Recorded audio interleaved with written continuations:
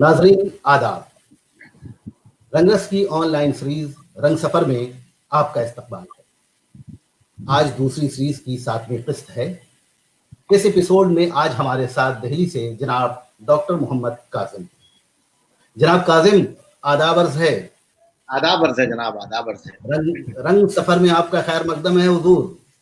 बहुत शुक्रिया जनाब, बहुत शुक्रिया। आपने इसकी इज्जत पाई। आपको रंग सफर पे पाकर हमें बड़ी खुशी हो रही है।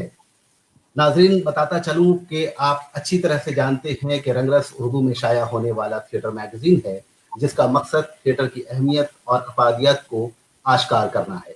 रंगरस की ये ऑनलाइन सीरीज रंग सफर भी इसी कोशिश की एक अहम कड़ी है। इससे पहले कि नाज़रीन मैं डॉक्टर मोहम्मद काजिम से गुफ्तगू का सिलसिला शुरू करूं, मैं एक रस्मी तौर पे डॉक्टर काजिम का मुख्तसर तारुफ पेश करना चाहूँगा। डॉक्टर मोहम्मद काजिम दिल्ली यूनिवर्सिटी के शोबे उर्दू में एसोसिएट प्रोफेसर हैं। इन्होंने इब्तिदाई तालीम कलकत्ते में हासिल की। मौलाना आज़ाद कॉलेज से ग्रेजुएशन करने के बाद JNU चले गए और वहीं से इन्होंने MA, MPhil और PhD की डिग्री हासिल की। कुछ दिनों तक रसाला आजकल के सब एडिटर भी रहे। कई किताबों के ये मुसन्निफ हैं, जिनमें मगरबी बंगाल में उर्दू नुक्कड़ नाटक और हिंदुस्तानी नुक्कड़ नाटक और उसकी समाजी मानवियत उनकी अहम तसानीफ में से हैं। दास्तान गोई पे भी इनका काम है। इन्होंने कई ड्रामों का तर्जुमा भी किया है। सितम की इंतहा क्या है, हेनरिक इब्सन के 3 ड्रामे, मेरे बिस्तर के नीचे, घाट वाली बिल्ली और मेरी परदादी और परनानी। एक जमाने से ये बहरूप ड्रामा ग्रुप से मुंसलिक हैं। इन्होंने कई टीवी फीचर के लिए भी काम किया है, जैसे उर्दू थिएटर एक सफरनामा, अंदाज बयान और हिंदुस्तान की तलाश। सामीन, अब मैं डॉक्टर काजिम साहब से सवाल जवाब का सिलसिला शुरू करता हूँ। काजिम साहब, सबसे पहले तो आप ये बताएं कि ब्रूक लेन गार्डन रिच से लेकर JNU तक का सफर कैसे हुआ आपका? हाँ, बहुत शुक्रिया अजहर आलम साहब। रंगरस के इस सफर में शामिल होते हुए बहुत खुशी महसूस कर रहा हूँ। और जैसा कि आपने फरमाया और हम सब वाकिफ हैं कि रंगरस एक ऐसा थिएटर मैगजीन है जो हर थिएटर वाले के लिए और गैर थिएटर वालों के लिए भी जो थिएटर के बारे में जानना चाहता है उसके लिए ज़हनी ग़ज़ा मुहैया करता है और अदब को भी महफूज कर रहा है। और उस रंगरस के इस सफ़र में आपने जिस तरह के पहली सीरीज़ में बहुत अहम शख्सियात को सामने रखा और ये दूसरी सीरीज़ है, दूसरी सीरीज़ की हम 7वीं 8वीं किस्त में हैं, तो इसके लिए मैं बहुत खुशी महसूस कर रहा हूँ कि मैं इसका हिस्सा हूँ। आपने जैसा फरमाया कि ब्रुकलिन में मैं रहता था। मेरे वालिद कलकत्ता डॉक्टर बोर्ड में मुलाजिम थे और वो सरकारी मकान था। वहाँ मेरी पैदाइश तो बिहार में दरभंगा में हुई, लेकिन जब शायद 1.5-2 साल का ही था तो मैं कलकत्ते आ गया और पहले खिदरपुर के इलाके में 28 नंबर जो है ठीक उसके सामने पेट्रोल पंप है। पेट्रोल पंप के सामने एक खिदरपुर कॉलेज जो है उसमें जाने का एक रास्ता है जिसे ढोलक वाली गली कहा जाता है। उस गली में बचपन मेरा गुजरा। उसके बाद ब्रुकलिन में हम लोग शिफ्ट हुए और वहाँ Calcutta doctor board primary school है, वहाँ से प्राइमरी तालीम हासिल की। उसके बाद CMO हाई स्कूल आया और CMO हाई स्कूल से मैट्रिकुलेशन करने के बाद मौलाना आज़ाद कॉलेज में 11वीं 12वीं की। उस ज़माने में 11वीं 12वीं आप भी वहीं से फारिग हैं और वहीं आप दरस तदरीस से उनके फ़राइज़ अंजाम दे रहे हैं। तो वहीं से 11वीं 12वीं की और फिर ग्रेजुएशन वहाँ से किया। और उसके बाद फिर इत्तफाक से थोड़ा सा ग्रेजुएशन के ज़माने में कुछ ऐसे असातिज़ा थे जिनसे थोड़ा सा कुछ असातिज़ा से ज़्यादातर असातिज़ा से हौसला मिला, तो कहीं किसी तरह का कुछ तकलीफ पहुंची जिसकी वजह से कलकत्ता छोड़ने का इरादा किया मैंने। और उसके बाद फिर देखिए कि खुशनसीबी के दिल्ली आया और JNU में दाखिला हुआ और फिर JNU से मैंने MA, MPhil, mass media, PhD की। और जब मैं MPhil कर रहा था उसी ज़माने में एक UPSC से एक वैकेंसी आई थी इंफॉर्मेशन सर्विस की, तो वो भर दिया था और UPSC में इंटरव्यू हुआ। उसके बाद मेरी तकर्री हो गई और इत्तेफाक से अदब के हवाले से ही आज पब्लिकेशन डिवीज़न में पोस्टिंग हुई और वहाँ उर्दू किताब और आजकल की अदालत में शामिल हुआ। और फिर जैसे ही पीएचडी हुई तो मौका मिला दिल्ली यूनिवर्सिटी में, यहाँ इंटरव्यू हुआ और यहाँ तकर्रुर हो गया, तो वहाँ से ज्वाइन करके मैं दिल्ली यूनिवर्सिटी में 2002 में आ गया और ये 18 साल से अभी दिल्ली यूनिवर्सिटी में हूँ। अच्छा, ये बताइए, जब तक कलकत्ते में आप थे, ड्रामे से में उतनी सरगर्मी आपकी नहीं थी, मेरे ख्याल में ना के बराबर थी, शायद ड्रामा नहीं करते थे आप, लेकिन अचानक दिल्ली जाकर ऐसी क्या तहरीक मिली कि आप बहुत ज्यादा सिर्फ और सिर्फ ड्रामे से ही आप ने ज्यादा दिलचस्पी दिखाई और बहुत ही फाल तरीके से आप जुड़ गए वहाँ? जी, दरअसल अब ये है कि ड्रामे की तहरीक जो है वो मिली तो कलकत्ते में ही। जब मैं मौलाना आज़ाद कॉलेज में 11वीं में दाखिला लिया मैंने, ये वो ज़माना है जब कॉलेज का एक मुझे लगता है शायद सिल्वर जुबली या गोल्डन जुबली मनाया जा रहा था, उसी साल 87-88 का साल था वो।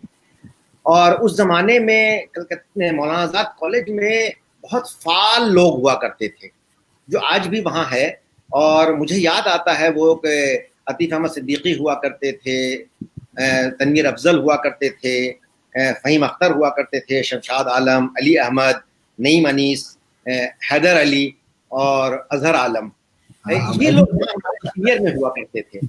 और दोस्तों जी लईक सिद्दीकी, सरवर आजम, इफ्तिखार अहमद, रिजवान अहमद, ये हमारे क्लासमेट्स बैचमेट्स थे। कोई पॉलिटिकल साइंस ऑनर्स, कोई फारसी ऑनर्स, कोई हिस्ट्री ऑनर्स और उर्दू ऑनर्स में बाद में हम लोग आए। तो उस वक्त जो है सो मुझे जो पहला ड्रामा बल्कि देखने का मौका मिला बाज़ाब्ता, वो सैयद हैदर अली साहब वहाँ थे। उस दिनों शुरुआत उनकी हो चुकी थी और एक जो आज भी बहुत ड्रामे में सरगर्म है और उनको मैंने स्टेज पर पहली बार देखा, जिनका नाम अजहर आलम है। और मुझे याद है वो ड्रामा अभी भी याद है, और शायद आपका ही तर्जुमा किया हुआ वो ड्रामा था कि कुछ फीस वापसी से मुताल्लिक वो ड्रामा था कि जो आशाद, हाँ, तो वो किसी अंग्रेजी ड्रामे का तर्जुमा था, वापसी या कुछ ऐसा नाम था।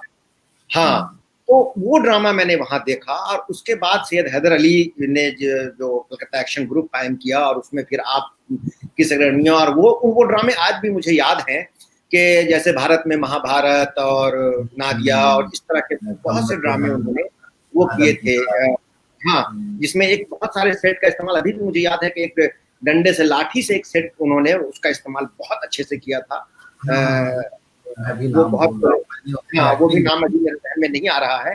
तो वो ड्रामा था। तो और उसी जमाने में मुझे लगता है कि बंगाल थिएटर एकेडमी या कलकत्ता थिएटर एकेडमी कायम हुई थी एक। हैदर अली खान कोई साहब थे खदिरपुर में, मोमिनपुर में, और उनकी थिएटर एकेडमी के नाम से वो कायम हुई थी और उनके ड्रामे मुसलसल हुआ करते थे। उसके बाद फिर आप चूंकि मुझसे पहले फारिग हुए और कलकत्ता यूनिवर्सिटी गए और वहाँ फिर आपके जो ड्रामे थे, तो उससे भी मैं कभी कभी, मुझे याद है कि एक छत नुमा जैसा था, बहुत हाइट कम थी उस जगह की, और वहाँ आप लोग रिहर्सल क्या करते थे, जहाँ गुजरते थे तो साथ झुका करके उसके पिलर के नीचे से गुजरते थे। तो कई बार वो कॉलेज में रहते हुए मुझे रिहर्सल देखने जाने का भी इत्तेफाक हुआ, वहाँ मौका मिला। तो वो तमाम जरासीम जो है और कमाल साहब, जहीर साहब के जो ड्रामे, राशिद साहब के जो ड्रामे उस जमाने में हुआ, वो भी देखा करता था मैं। और वो दिलचस्पी पैदा की थी अजहर आलम साहब और नईम अनीस साहब ने, कि नईम साहब जो है जबरदस्ती पढ़ के ले जाया करते थे कि चलो ड्रामा देखने चलते, हैदर का ड्रामा है या हैदर का ड्रामा है। वो उनके दोस्तों में थे और जाते थे, और वो जो वहाँ जो जरासीम जिसको कह लीजिए वो दाखिल हुआ, तो उस जमाने में मैंने एक ड्रामे पर जो है तो तबसरे भी किए थे वहाँ मैंने, कलकत्ते में ही, आबशार या आज़ाद हिंद नशीक वगैरह में। तो वो कीड़ा तो था, और चूंकि उन तमाम सरगर्मियों को देखी थी मैंने, लेकिन मौका नहीं मिला था उस तरह से, क्योंकि या वो अपॉर्चुनिटी हमें नहीं मिली थी या वो हौसला नहीं हुआ था, इसलिए वहाँ नहीं ये मौका मिल सका। लेकिन वो जरासीम वहाँ से दाखिल हो चुका था आप लोगों को देख करके, हुमा जी को देख करके। तो जब दिल्ली आया तो वो बहुत ही जो साल था दिल्ली 1992, और जुलाई अगस्त में मैं दिल्ली आया था, उसी जमाने में दाखिला हुआ था। और आपको याद होगा कि उस जमाने में वो सरगर्मियां जो थी बाबरी मस्जिद को लेकर के, वो बहुत जोरों पर थी। तो दिल्ली आया तो उसी वक्त जब हम लोग आए तो यहाँ वागिश झा एक सीनियर हमारे हुआ करते थे, बहुत सीनियर, हिस्ट्री के में पीएचडी कर रहे थे उस जमाने में। तो हम सब लोगों ने मिल करके एक जुगनू के नाम से एक ग्रुप बनाया और मकसद ये हुआ कि हम लोग नुक्कड़ नाटक करेंगे और जो माहौल है आज का इसको लेकर के मुख्तलिफ जगहों पर जाएंगे, कॉलेजेस में जाएंगे और उसमें नुक्कड़ नाटक करेंगे। और हम लोगों ने पहला नुक्कड़ नाटक वहाँ किया था जिसमें अदाकारी मैंने की थी चूहा के नाम से।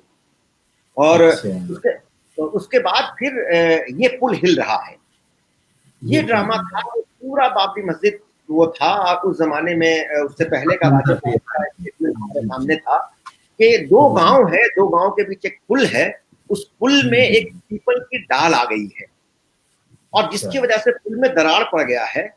और अब वो पीपल की डाल जो है वो काटने नहीं दे रहे हैं एक खास गांव वाले लोग कि नहीं, इससे हमारी आस्था जुड़ी हुई है, हमारी चीजें जुड़ी हुई है और अगर वो पुल टूट गया तो दोनों लोगों के बीच का जो है राब्ता खत्म हो जाएगा, दोनों गांवों के बीच का राब्ता। अब उस राब्ते को हम देखेंगे किस तरह से अलामत के तौर पर है और किस तरह से चीजों को ये किया है। तो वो प्ले किया। उसके बाद अंदर से जो आया हम लोगों के अंदर, उसमें कई एक्सपेरिमेंट हम लोगों ने किए कि जैसे नुक्कड़ नाटक में ये कहा जाता है कि अक्सर एक किरदार जो है, एक आदमी कई किरदार अदा करते हैं, लेकिन उसमें हम लोगों ने एक्सपेरिमेंट किया था कि एक किरदार को कई अदाकार मिलके करते हैं। यानी एक मंजर में एक अदाकार कर रहा है, दूसरे मंजर में उसी किरदार को दूसरा अदाकार कर रहा है, तीसरे मंजर में तीसरा अदाकार कर रहा है। और उसके लिए कुछ हमने बॉडी का जेस्चर पोस्चर फिक्स कर दिया था उस किरदार के लिए। अगर इस पोजीशन में होगा तो वो ये वही किरदार है और इस पोजीशन अदाकार कोई भी हो लेकिन किरदार वही है। और वहां से फिर वो हुआ। उसके बाद फिर शिवाली का प्रेत हम लोगों ने किया था चाइल्ड लेबर पर और इसको बिहार में जाकर के बहुत से लोगों ने किया। गुजरिया भौजी शराब और नशाखोरी के हवाले से किया था। तो वहां से अदाकारी और फिर उसको थोड़ा बहुत लिखने का और थोड़ी सी हिदायत वो सब हम लोग मिलकर किया करते थे। तो असल में जुगनू ने जो है इस चीज को बहुत मजबूत किया और उसके बाद फिर थिएटर के जो मतलब वो जुनून रहा और फिर उसी के हम हो गए एक तरह से। तो ये एक इब्तदाई सफर जो है हमारा थिएटर का। अच्छा, ये आप तो वहाँ जो अभी भी फाइल है लेकिन बीच में जरा सा डिस्टर्ब हो गया था ये बहरूद ग्रुप, इसके साथ कब कैसे किस तरह से जुड़े? जी, तो ये जुगनू जब हम लोगों ने बनाया तो जुगनू 92 में बनाया हम लोगों ने। उसके बाद 94 तक आते आते थोड़ा सा कुछ होता है कि जैसे ग्रुप में जब बहुत राइज करना शुरू होता है तो बहुत सारी चीजें उसमें सामने आनी शुरू हो जाती है। तो वो जब सामने आनी शुरू हुई तो थोड़ा सा लगा के डावाडोल कुछ है। तो चूंकि वो जरासीम दाखिल हो चुका था और एमए के जमाने में हमारे बहुत सारे दोस्तों ने कहा था कि कहाँ थिएटर में नाटक में फंस गए हो, रिजल्ट खराब हो जाएगा, कैरियर खराब हो जाएगा। हमने कहा चलो होने तो शायद यही बाद में मदद भी करे। तो उसके बाद फिर हम लोगों ने 94 के आखिर में आते आते इप्टा को रिवाइव किया यहाँ, जेएनयू इप्टा। और उस जेएनयू इप्टा का रिवाइवल उसका हुआ और उसके जरिए 2 ड्रामे हम लोगों ने किए। उसमें अदाकारी भी की मैंने और कुछ असिस्ट भी किया मैंने डायरेक्शन में। लेकिन अच्छा, बीच में मैं जरा रोकना चाहूंगा 1 मिनट। ये आप जेएनयू इप्टा की जो बात कर रहे हैं ये वही इप्टा तो नहीं है जिसे अजीज कुरैशी चला रहे हैं? नहीं नहीं, मैं जेएनयू इप्टा की बात कर रहा हूँ, वो दिल्ली इप्टा चलाते हैं। अजीज कुरैशी दिल्ली इप्टा चलाते हैं और हम जेएनयू में इप्टा को हम लोगों ने एक उसकी यूनिट बनाई। आप मौलाना आजाद कॉलेज से भी आप वाकिफ हैं कि वहां जिस तरह के हम लोगों की अपब्रिंगिंग हुई, जो ज़हनी मतलब हमआहंगी हुई और जो तरबियत हुई चीजों को समझने की या पॉलिटिकल आप कह लीजिए, तो उस मुनासबत से इप्टा को हम लोगों ने जेएनयू इप्टा कायम किया और उसको मतलब उसके जरिए 2 ड्रामे किए। लेकिन उसके बाद फिर देखा कि चूंकि जेएनयू में थे तो ऐसे लोग इप्टा में आ गए जो इप्टा की जो अपनी फिक्र थी, जो उसकी आइडियोलॉजी थी, उसके ठीक मुखालिफ थे। तो उन लोगों ने एक तरह से कब्जा कर लिया। लेकिन अब वो एक जो बेचैनी थी तो वो ये हुआ कि नहीं, हमें तो ड्रामा करना है, तो अब इप्टा न सही तो कुछ और सही। उसी जमाने में मेरे उस्ताद प्रोफेसर अनवर पाशा साहब, मैं एमए कर चुका 94 में और एमफिल में दाखिले के लिए कोशिश कर रहा था, तो 95 में दाखिला हो गया। तो अनवर पाशा साहब ने कहा कि भाई आप ड्रामे कर रहे हैं और इप्टा की ये सूरत हाल है तो क्यों ना आप अपना ग्रुप बनाइए। और मोहम्मद हसन साहब ने एक जमाने में उर्दू थिएटर कायम करके बहुत सारे ड्रामे किए थे, तो आप भी उर्दू थिएटर कायम कीजिए। तो तब तक थोड़ी बहुत नाटक की समझ हो गई थी, ड्रामे की समझ हो गई थी और सोचने लगे थे। तो हमने कहा नहीं, उर्दू थिएटर कोई बानी नहीं रखता है, ग्रुप बनाना चाहिए। और उसके बाद फिर पाशा साहब से मुसलसल बातें हुई। फिर एक हादी सरमदी हैं जो हमारे 1 साल जूनियर थे, वो भी मैं उसमें सरगर्म थे ड्रामों में। और तो उनको साथ लिया। फिर शहबाज हसी भी एक हमारे सीनियर थे जो इप्टा में सरगर्म थे और सीपीआई के मेंबर भी थे तो वो साथ आए। तो हम सब लोगों ने मिलकर के कहा कि चलो एक ग्रुप बनाते हैं। ग्रुप बनाया। उसी जमाने में 95 में ही मुझे याद आता है कि Delhi Urdu academy drama festival का इश्तेहार आया। तो अब ये हुआ कि चलो ऐसा करते हैं कि शुरुआत यहाँ से करते हैं, उसमें डालते हैं फेस्टिवल में कोई ड्रामा, और अगर होता है तो फिर डाल दिए करते हैं। तो उसी जमाने में ड्रामे की तलाश कर रहे थे, तो मेरे जहन में मनोज मित्रा का ड्रामा काक चरित्र, चूंकि ड्रामा उस वक्त तक मैं एमफिल में दाखिला ले चुका था और बंगाल में उर्दू नाटक का मौजू, बंगाल में उर्दू नुक्कड़ नाटक का मौजू तय कर लिया था मैंने एमफिल के परवेज साहब की निगरानी। तो वो ड्रामे पढ़े थे हमने, और उस वक्त तक जो मौलाना आजाद कॉलेज में रह करके थोड़ा बहुत बांग्ला पढ़ना भी आ गया था, बल्कि पढ़ना तो बहुत अच्छा आ गया था। तो कुछ ड्रामे ओरिजिनली भी बांग्ला में मैं पढ़ रहा था, पढ़े थे मैंने। तो काक चरित्र को जो है उसको लिया। फिर हमने कहा कि इसको ऐसे तो मजा नहीं आएगा, कुछ कंटेम्प्रेरी इसको बनाया जाए और मौजूदा हालात के तहत। तो उस जमाने फिर पाशा साहब ने कहा कि अरे हमारे दोस्त हैं शाहिद अनवर, उनसे मिलो, कुछ वो कर सकते हो तो करेंगे वो। तो उनसे फिर मुलाकात हुई। तब तक बहरूप कायम हो चुका था, तो अब वो ड्रामा हम तो सबमिट करने वाले थे और बहरूप की बहुत सारी मीटिंग हो चुकी थी तब तक। तो फिर शाहिद भाई ने कहा कि चलो इसको डाल दो, और उन्होंने उसका इब्तदाइया लिखा बहुत खूबसूरत, और फिर उसको मैंने जाकर के डाला अपनी हिदायत में, उसको ये किया और वो पास भी हो गया। और उसके बाद फिर वो 95 के ड्रामा फेस्टिवल में शामिल हुआ, जो मेरी हिदायत में वो ड्रामा खेला गया। और उसके बाद फिर उसका 96 में रजिस्ट्रेशन करवाया, और उस वक्त मैं केंद्र सेक्रेटरी हुआ। जैन कौशल साहब बहुत प्यार करते थे मुझे, वो उसके प्रेसिडेंट हुए। वाइस प्रेसिडेंट शाहिद अनवर साहब थे, ट्रेजरर हादी सरमदी, और इस तरह से वो ग्रुप बना। और काले कौवे ने कहा के नाम से उस प्ले का नाम हम लोगों ने रखा, काले कौवे ने कहा। तो इस नाम से, और हादी ने काले कौवे का कैरेक्टर किया था, और वो आज भी लोगों को याद है। तो वो हमने उर्दू एकेडमी ड्रामा फेस्टिवल में किया, और वहां से फिर बहरूप की शुरुआत हुई, और वो फिर सफर चल पड़ा 95 से। तो अब 25 साल मुकम्मल कर चुका है बहरूप, और इस बार में सफर रहा है। बहुत अच्छा सफर रहा। अच्छा, दिल्ली में जब आप काम कर रहे थे तो आपके रंग सफर में कितने लोगों ने आपका साथ दिया, किन किन लोगों का आपको प्यार मिला? जी, शुरू में तो जब बहरूप कायम किया तो वो, बल्कि जब ड्रामा सबमिट करने भी गया था तो उस दिन कुछ दिल्ली बंद थी, तो किसी ट्रक पर लटक करके कहीं कुछ करके गिरते पड़ते हुए सबमिट किया था ड्रामा। और फिर जब ड्रामा हो गया तो मुझे याद आता है कि उस वक्त शायद 8 या 10 हजार या रुपए या 12,000 रुपए प्रोडक्शन फीस मिली थी उर्दू एकेडमी से। हमारे यहाँ की उर्दू एकेडमी उस जमाने में 500 रुपए दिया करती थी। तो 12-15 ऐसे कुछ फीस थी उस वक्त, 15,000 मुझे लगता थी या 12,000, ऐसे टैक्स काटने के बाद वो 12,000 के आसपास आए थे। तो जैसे ही ये कहते हैं ना कि ये जो फसाद की जड़ जो होती है उसमें एक जर भी शामिल है, तो वो जर जैसे ही आया तो जो लोग उसमें अदाकारी की थी, जो लोग उससे वाबस्ता थे, तो उन लोगों को ये हुआ कि नहीं भाई, हम बहरूप में नहीं रहेंगे, हमारा हिस्सा दे दिया जाए जो प्रोडक्शन फी आई है। तो हम लोगों ने कहा ठीक है। तो ऐसे ये हुआ, तो वो तकरीबन आधे लोग अपना हिस्सा लेकर चले गए। बाकी जो हम लोग बच गए उनमें मैं, हादी सरमदी, फैयाज हमारे साथ जुड़े थे वो, शाहिद भाई, और एक अपर्णा थी, दुर्बा मंजरी नियोगी एक थी जो बंगाल में से ही वाबस्ता थी, और एक और खातून थी।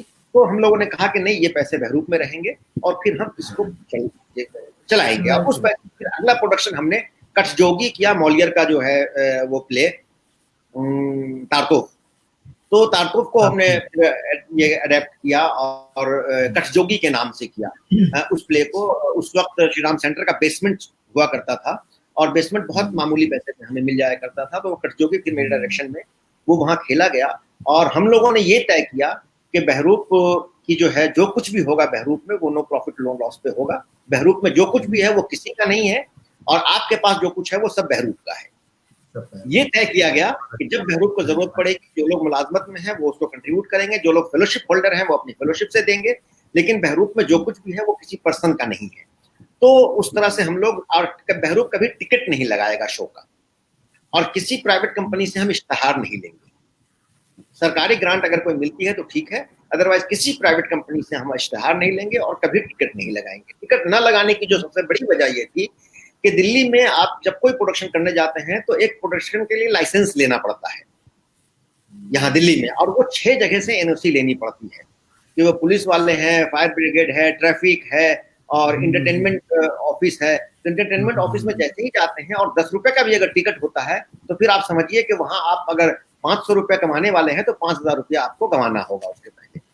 और फिर उसके बाद ये पास वो पास ऐसा वैसा, कहीं ब्लैक तो नहीं होगा आपका टिकट, इस तरह की बातें होती हैं। और फाइनली फिर जाकर के तब लाइसेंस मिलता था। तो वो जब हमने टिकट छोड़ दिया कि टिकट नहीं लगेगा, तो थोड़ी लाइसेंस मिलने में हमें आसानी होने लगी कि भाई ये लोग गरीबों का थिएटर करने वाले लोग हैं, पैसे वाले लोग नहीं है, तो वो आसानी से मिल जाया करता था वो लाइसेंस। उसके लिए महीना और 1.5 महीना पहले कोशिश शुरू करनी पड़ती थी। तो इस तरह से बहरूप को हम लोगों ने शुरू किया। उसमें ये था कि हम अपने नाटकों से के कंटेंट से कंप्रोमाइज नहीं करेंगे, इसलिए हम किसी पर्सनलिस्ट का इश्तेहार नहीं देंगे, और वो ड्रामा किसी का भी हो सकता है। ये बहुत अच्छी बात है। अच्छा काजिम साहब, अब थोड़ा सा दूसरा सवाल, दूसरे तरह का सवाल मैं आपसे करना चाहूंगा, और मैं चाहूंगा कि इस पर आप पूरी रोशनी डालें। जैसे आपका ताल्लुक ड्रामे की पेशकश के साथ साथ ड्रामे की तनकीद से भी है। बेशक। बराबर आप ड्रामे पे लिख रहे हैं, थिएटर पे भी लिख रहे हैं, और उसकी तनकीद, और कई सेमिनार में भी आप जा रहे हैं, नेशनली इंटरनेशनली हर जगह आप गए हैं, मॉरिशस भी गए हैं और दूसरी मुल्कों में भी गए हैं, आप टर्की भी जा चुके हैं। तो मैं ये जानना चाहता हूँ कि उर्दू में ड्रामे की तनकीद कैसे लिखी गई और अभी कैसे लिखी जा रही है, उसका ट्रेंड क्या है? देखिए, तनकीद का जहाँ तक सवाल है, ड्रामे की तनकीद का, तो आप देखें कि शुरुआत में आप देखें कि जब हुई जो इशरत रहमानी हो या अतिया निशात हो, बादशाह हुसैन हो या मोहम्मद उमर नूर इलाही हो, तो इब्तदाई तारीख के हवाले से तो काम हुआ, फारसी थिएटर तक की तारीख के हवाले से। और उसमें जो तनकीद है वो जस्ट ये है कि चीज़ों को यकजा कर देना, या बिब्लियोग्राफिया ड्रामा लिखा गया या उर्दू थिएटर के नाम से अब्दुल नामी ने लिखा, तो वहां तक चीज़ों को मतलब हिस्ट्री के हिसाब से वहां तक जो है काम हुआ, उस पॉइंट ऑफ व्यू से देखें। लेकिन जहां तक तनकीद का मामला है, तो तनकीद का मामला क्या ये है कि जैसे बिब्लियोग्राफिया में भी अगर आप देखें तो वहां जहां तक तारीख को समेटते हैं वो मामला बहुत अच्छा है, लेकिन जैसे ही तनकीद का मामला आता है तो वहां एक ही ड्रामे को कभी वो कह दिया जाता है कि ये तुर्की का ड्रामा है, कभी कह दिया जाता है ये फारसी का ड्रामा है, या कभी कह दिया जाता, हाँ, एक ही ड्रामे को अलग अलग जिल्दों में आप आए तो ये हवाले मिलते हैं, क्योंकि वो है क्या, या जैसे हम ये इसके ज़हाक के हवाले से बातें जो है कि अब हमने ड्रामा तो पढ़ा नहीं, सिर्फ नाम ले लिया कि जैसे एक नाम से अगर 5 किताबें हैं तो इसका मतलब कि एक किताब दूसरे किताब का चरबा है या दूसरी किताब उसका मतलब नकल है। तो ऐसा हुआ नहीं है। आप फारसी थिएटर की पूरी रवायत को देखें, एक नाम से 25-25 ड्रामे खेले गए। जो ड्रामा मकबूल हुआ उसी कंटेंट को लेकर के अगले लोगों ने खेलना शुरू किया, किरदार बदल दिए, चीजें वही हैं। तो उसमें तनकीद का मामला जहां तक आया तो तनकीद में इब्तदाई जमाने में हम मान ले बादशाह हुसैन और निशात तक में चीजें हमें मिलती हैं, या ज़हूर साहब ने जो लजीज उर्दू ड्रामा लिखा वहां तक हमें चीजें मिलती है। बाकी जो मामला वहां आकर के प्रॉब्लम होती है कि जब हम तनकीद को एकेडमिक बना देते हैं, उसको ये ड्रामे की तनकीद वो प्रैक्टिस की चीज है कि जब तक आप ये मेज पर बैठ करके ना तो ड्रामे लिखे जा मतलब थिएटर किया जा सकता है और न थिएटर की तनकीद लिखी जा सकती है। इसलिए कि जो स्क्रिप्ट है वो स्क्रिप्ट उस वक्त तक मुकम्मल नहीं है जब तक कि वो स्टेज पर खेला ना जा सके। यानी उस स्क्रिप्ट में बहुत सारी ऐसी बातें होती हैं कि जब लिखी हुई है तो आपको हो सकता है कि एक मकालमा बहुत मजेदार लग रहा हो, लेकिन जब आप प्रोडक्शन में जाते हैं तो तजुर्बा आपको भी हुआ होगा, तो कई बार लगता है कि नहीं ये सफा पूरा हटा देते हैं, इसको हम मूवमेंट में ले लेते हैं, या इसको हम लाइट से दिखा देते हैं, या इस बात को हम म्यूजिक के जरिए कर देते हैं, या इसको हम ऐसा करते हैं मूवमेंट से ले लेते हैं, निश्चित पोस्टर से लेते हैं। बात तो ये कहनी है, और कभी कभी लगता है कि ये फजूल है, इतनी बकवास। ठीक वैसे ही कि जैसे फिल्म के बारे में हम सुनते आए हैं कि वो शशि कपूर अपनी उस फिल्म में दीवार में, या कौन सी फिल्म थी वो, जिसमें वो पूरी लंबी तकरीर करता है, मेरे पास ये है, मेरे पास ये है, मेरे पास ये है, मेरे पास ये है, और अमिताभ बच्चन का ये डायलॉग है कि मेरे पास माँ है। तो उस ये सुनने में आया है या पढ़ने में भी आया है कि उसके जवाब में फिर वैसे ही लंबी तकरीर लिखी गई थी कि मेरे पास ये है तो मेरे पास ये है, ये है, ये है, दौलत है, ऐसा है, ऐसा है, ऐसा सब ये है। लेकिन बाद में जब वो प्रोडक्शन में गई तो वो सारे को काट करके ये कहा गया कि ये सिर्फ एक लफ्ज बोला जाएगा कि मेरे पास माँ है, और उसका जो इम्पैक्ट आया था। वैसे ही प्रोडक्शन में हम जब जाते हैं तो बहुत सारी चीजों को हटाना पड़ता है, और जब उसको हटा करके हम वहां करते हैं तो आप सिर्फ स्क्रिप्ट पढ़ के अगर तनकीद कर रहे हैं तो उस लाइट के जरिए जो हमने बात कही उसको कौन लिखेगा, उस जेस्चर पोस्टर के जरिए जो हमने बात की, फिर तो हबीब तनवीर के तमाम ड्रामे जो हैं वो अधूरी तनकीद की जाएगी उन पर, अगर उन ड्रामे को देखे बगैर। जो लोग लिख रहे हैं आपके अलावा ड्रामे की तनकीद, वो किस तरह की तनकीद लिख रहे हैं? ज्यादातर जो तनकीदें लिखी जा रही हैं वो तनकीद के बजाय हाँ, वो तनकीद के बजाय है क्या कि ज्यादातर खुलासा ड्रामे का लिख दिया जाता है कि इस ड्रामे में ये बात कही गई, हाँ ये किरदार थे, ये मरकजी किरदार था और ये बहुत अच्छा किरदार था। वो अच्छा क्यों था वहां हम नहीं पहुंचते हैं, या उस किरदार को अच्छा अकेले वो नहीं था। कर रहा हूँ, मैं ये पूछ रहा हूँ, जैसे आप जिस बात को कह रहे हैं, तो मैं कहूंगा कि थिएटर रिव्यू और थिएटर की तनकीद में जो फर्क है, शायद उसमें थिएटर रिव्यू की मैं बात नहीं कर रहा हूँ, ड्रामे की तनकीद वो रिव्यू करते हैं, वो तनकीद नहीं करते हैं। थिएटर रिव्यू करने वाला कोई में सिर्फ एक शख्स था थिएटर रिव्यू करने वाला, वो नईम अनीस थे, और एक जमाने में उन्होंने भी थिएटर रिव्यू करना उर्दू में बंद कर दिया है।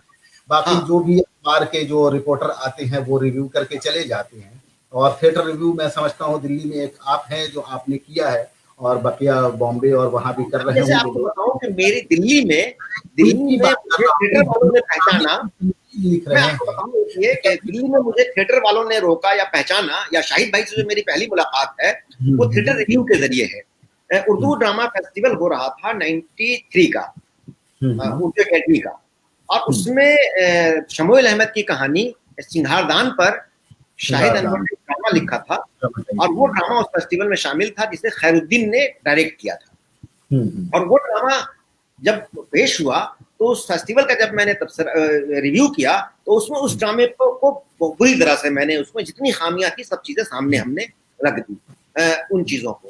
तो शाहिद भाई ने ही बताया, अनीस भाई ने बताया कि मेरे पास फोन आया कि अरे यार ये काजिम कौन लड़का है, हाँ, जिसने इस तरह से उसके जुजियात पर, उसके एक्शंस पर, उसके सेट पर, उसके एक्शन जो मूवमेंट्स है उसको लेकर के भी उसने रिव्यू किया है, तो तलाश करो ये। तो फिर मालूम हुआ कि मैं जेएनयू का तालिब इल्म हूँ, एमए का तालिब इल्म हूँ। तो ये हुआ कह रहे, तो पाशा साहब से फिर शाहिद भाई ने पूछा कि ये कौन है, तो ये कहा गया कह रहे ये काजिम हमारा तालिब इल्म है। तो फिर उर्दू अकेडमी में उस जमाने में अनीस आजमी थे, अनीस आजमी साहब, तो वहां मेरी शाहिद भाई और अनीस भाई की मुलाकात हुई, और वो सिलसिला फिर अब तो शाहिद भाई हमारे बीच नहीं है, लेकिन अनीस साहब से आज भी वो सिलसिला है कि हम लोग ड्रामे पर अभी तो परसों भी बहुत बातें हो रही थी, कुछ चीजें जरूरत थी।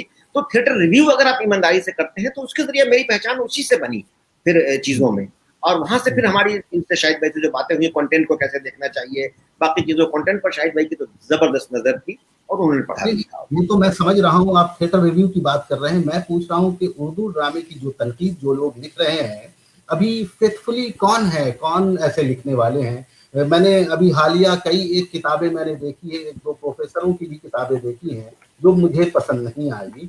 उस पे वो शायद वही इशरत रहमानी की जो बात आप कर रहे थे, बादशाह हुसैन की बात कर रहे थे, नूर मोहम्मद इलाही की बात कर रहे थे, तो उनके जुमलों का है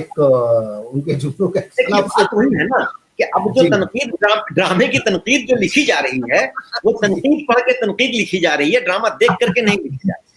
इसलिए मैं ये कहता हूं कि अगर मौजूदा तनकीद को भी अगर आप देखें तो मुझे नहीं लगता है कि जिसका जिक्र पहले ना हुआ हो जिस ड्रामे का और अब खेला जा रहा है उसका जिक्र आ जाए, नहीं आता है।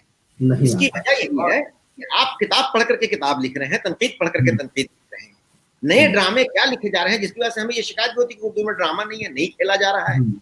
अरे नहीं खेला जा रहा है तो ये रूह है, हाँ, ये ड्रामा क्या पूरे हिंदुस्तान में खेला जा रहा है, हर आदमी थिएटर वाला जान रहा है। ये वो ड्रामा फिर मैं भूल गया कि जो उम्मा झुंझुनवाला ने लिखा है, वो ड्रामा मैं कलकत्ते के ही थिएटर की बात कर रहा हूँ, दिल्ली में रह करके, और या फिर वो सुइयों वाली बीवी जो खेला आप लोगों ने, जो आप खेल रहे हैं, या इवन गेंडा की जबान को भी मैं देखूं, या फिर जो आपने शाहजहां पर प्ले किया, या ऐसे सारे प्लेस। तो अगर आप कलकत्ते में कर रहे हैं जिसके तमाम ड्रामे के शोज दिल्ली में नहीं हुए हैं, या फिर वहां अगर हैदराबाद में अगर वो विनय वर्मा कर रहे हैं कि साहिर पर ड्रामा कर रहे हैं, हलीम बिरयानी कर रहे हैं, या इस तरह के ड्रामे उर्दू में कर रहे हैं, तो इसका मतलब कि जिनको दिलचस्पी है वो खबर रख रहा है, और वो हिंदी अंग्रेजी में खूब रिव्यू हो रहे हैं। तो हम उस जबान को भी नहीं पढ़ते हैं, उस रिव्यू को भी नहीं पढ़ते हैं कि वहीं से हम कुछ ले लें जो नया ड्रामा क्या खेला गया है। हम तो ये है कि मोहम्मद हसन साहब ने कहा था कि ड्रामे की तनकीद मेज पर शुरू होती है और मेज पर खत्म हो जाती है। और ड्रामे के बारे में सिर्फ मेज पर ड्रामा लिखा गया और मेज पर उसकी तनकीद की गई और मेज पर ही वो मर गया ड्रामा। जब तक स्टेज पर नहीं आए वो ड्रामा जिंदा नहीं हुआ। और हमारे बहुत से ऐसे लोग हैं कि जिन्होंने ऐसी ही किताबें लिख करके, मतलब ड्रामे पर देखिए सैकड़ों किताबें हैं, लेकिन उसमें उन्होंने ही थिएटर को बहुत नुकसान पहुंचाया है। और एक चीज मैंने ये भी देखा है कि बहुत सारे लोग हैं जो लिख सकते हैं और जिनका ताल्लुक थिएटर से अमली तौर पे भी है, वो भी ड्रामे का रिव्यू नहीं लिखना चाहते हैं। क्यों नहीं लिखना चाहते हैं, मेरी समझ में ये बात नहीं आई। इस तरह का मसला कभी आपके प्रोडक्शन के साथ आया कि आपने जब किया हो तो?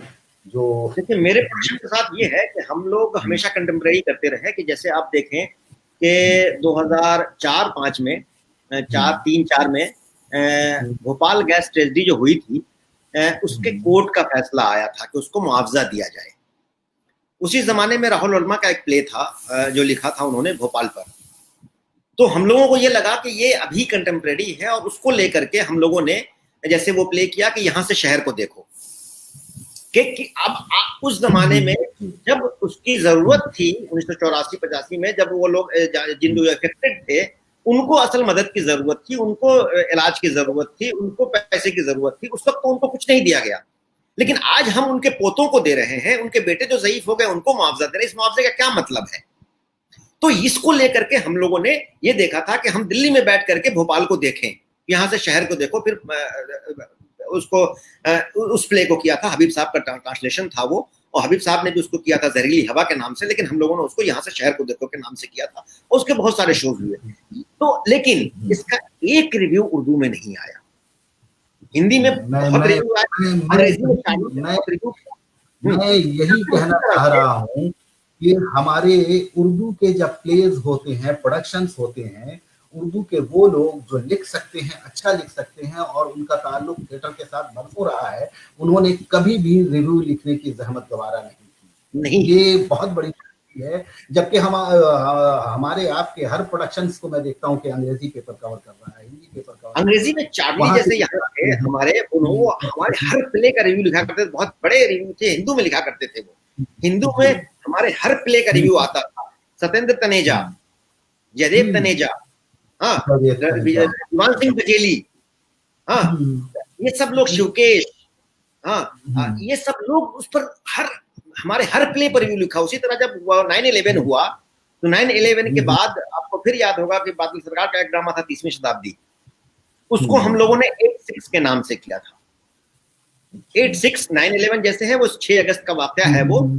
तो उसको हम लोगों ने उस वक्त किया था कि भाई जब हिरोशिमा नागासाकी पर आपने जो तजर्बा जो किया और वहां जो इंसानों की जान गई तो वो तजर्बा था, और जब आपके यहाँ जान गई तो वो जो है सो टेररिज्म था। तो इंसान को मारना टेररिज्म अगर है तो वो भी टेररिज्म था और ये भी टेररिज्म था। दोनों को टेररिज्म कहिए आप। इंसानों की जान लेना अगर है ये है तो यहाँ आप पर जब गुजरी तो वो टेररिज्म हो गया, और आपने जब किया तो वो तजर्बा हुआ। उसके भी बहुत रिव्यूज आए थे, और इंडिया टुडे में उसके हिंदी इंग्लिश दोनों वर्जन में, हिंदू सारे अखबारों में उसके रिव्यूज आए थे उस वक्त। मेरे डायरेक्शन में ही दोनों प्ले हुए हैं, लेकिन उर्दू में कहीं इसकी कोई ये नहीं है। जबकि उस जमाने में रिसाला भी एक निकलता था, उसमें भी नहीं आया। जो थिएटर का नुमाइंदा वो एक गोशा कहते थे कि हम थिएटर पर दे रहे हैं और थिएटर पर छप रहा है, और कुछ थिएटर के बड़े रिव्यूअर हुआ करते थे, उन्होंने भी कुछ उस पर नहीं लिखा। ऐसे मतलब कंटेम्प्रेरी टॉपिक पर भी हम लोग करते रहे। तो ये तो उर्दू के साथ है कि जो लोग लिख भी सकते हैं।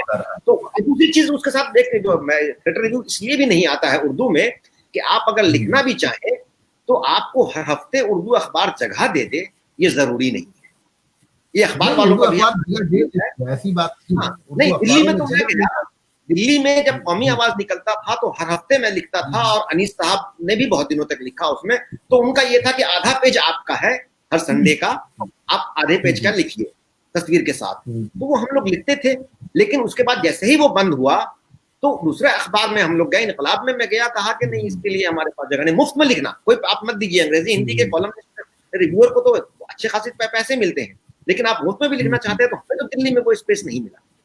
कलकत्ते में चूंकि कल्चर है और वहाँ रिव्यू छपता रहा है, और वहाँ हैं ऐसे लोग जो इसको बढ़ावा दे सकते हैं, लेकिन वहाँ रिव्यू करने के जज्बा नहीं। अच्छा, अभी यहाँ भी पे नौजवान बहुत है, अगर वो सुन रहे हो तो शायद वही कॉलम लिखना शुरू कर दे। वहाँ थिएटर क्रिटिक है और थिएटर पर काम किया है और थिएटर की समझ भी है उन्हें, हाँ, तो वो हो सकता है लिखना शुरू कर दे। हाँ, मैं एक बीच में एक साहब का कमेंट है, वो मैं जरूर पढ़ना चाहूंगा और उस पर बात करना चाहूंगा। ये कमेंट है, why Urdu drama fail to attract the audience. क्या आपको लगता है कि उर्दू ड्रामा ऑडियंस को अट्रैक्ट करने में फेल रहा है? कभी नहीं, कभी नहीं।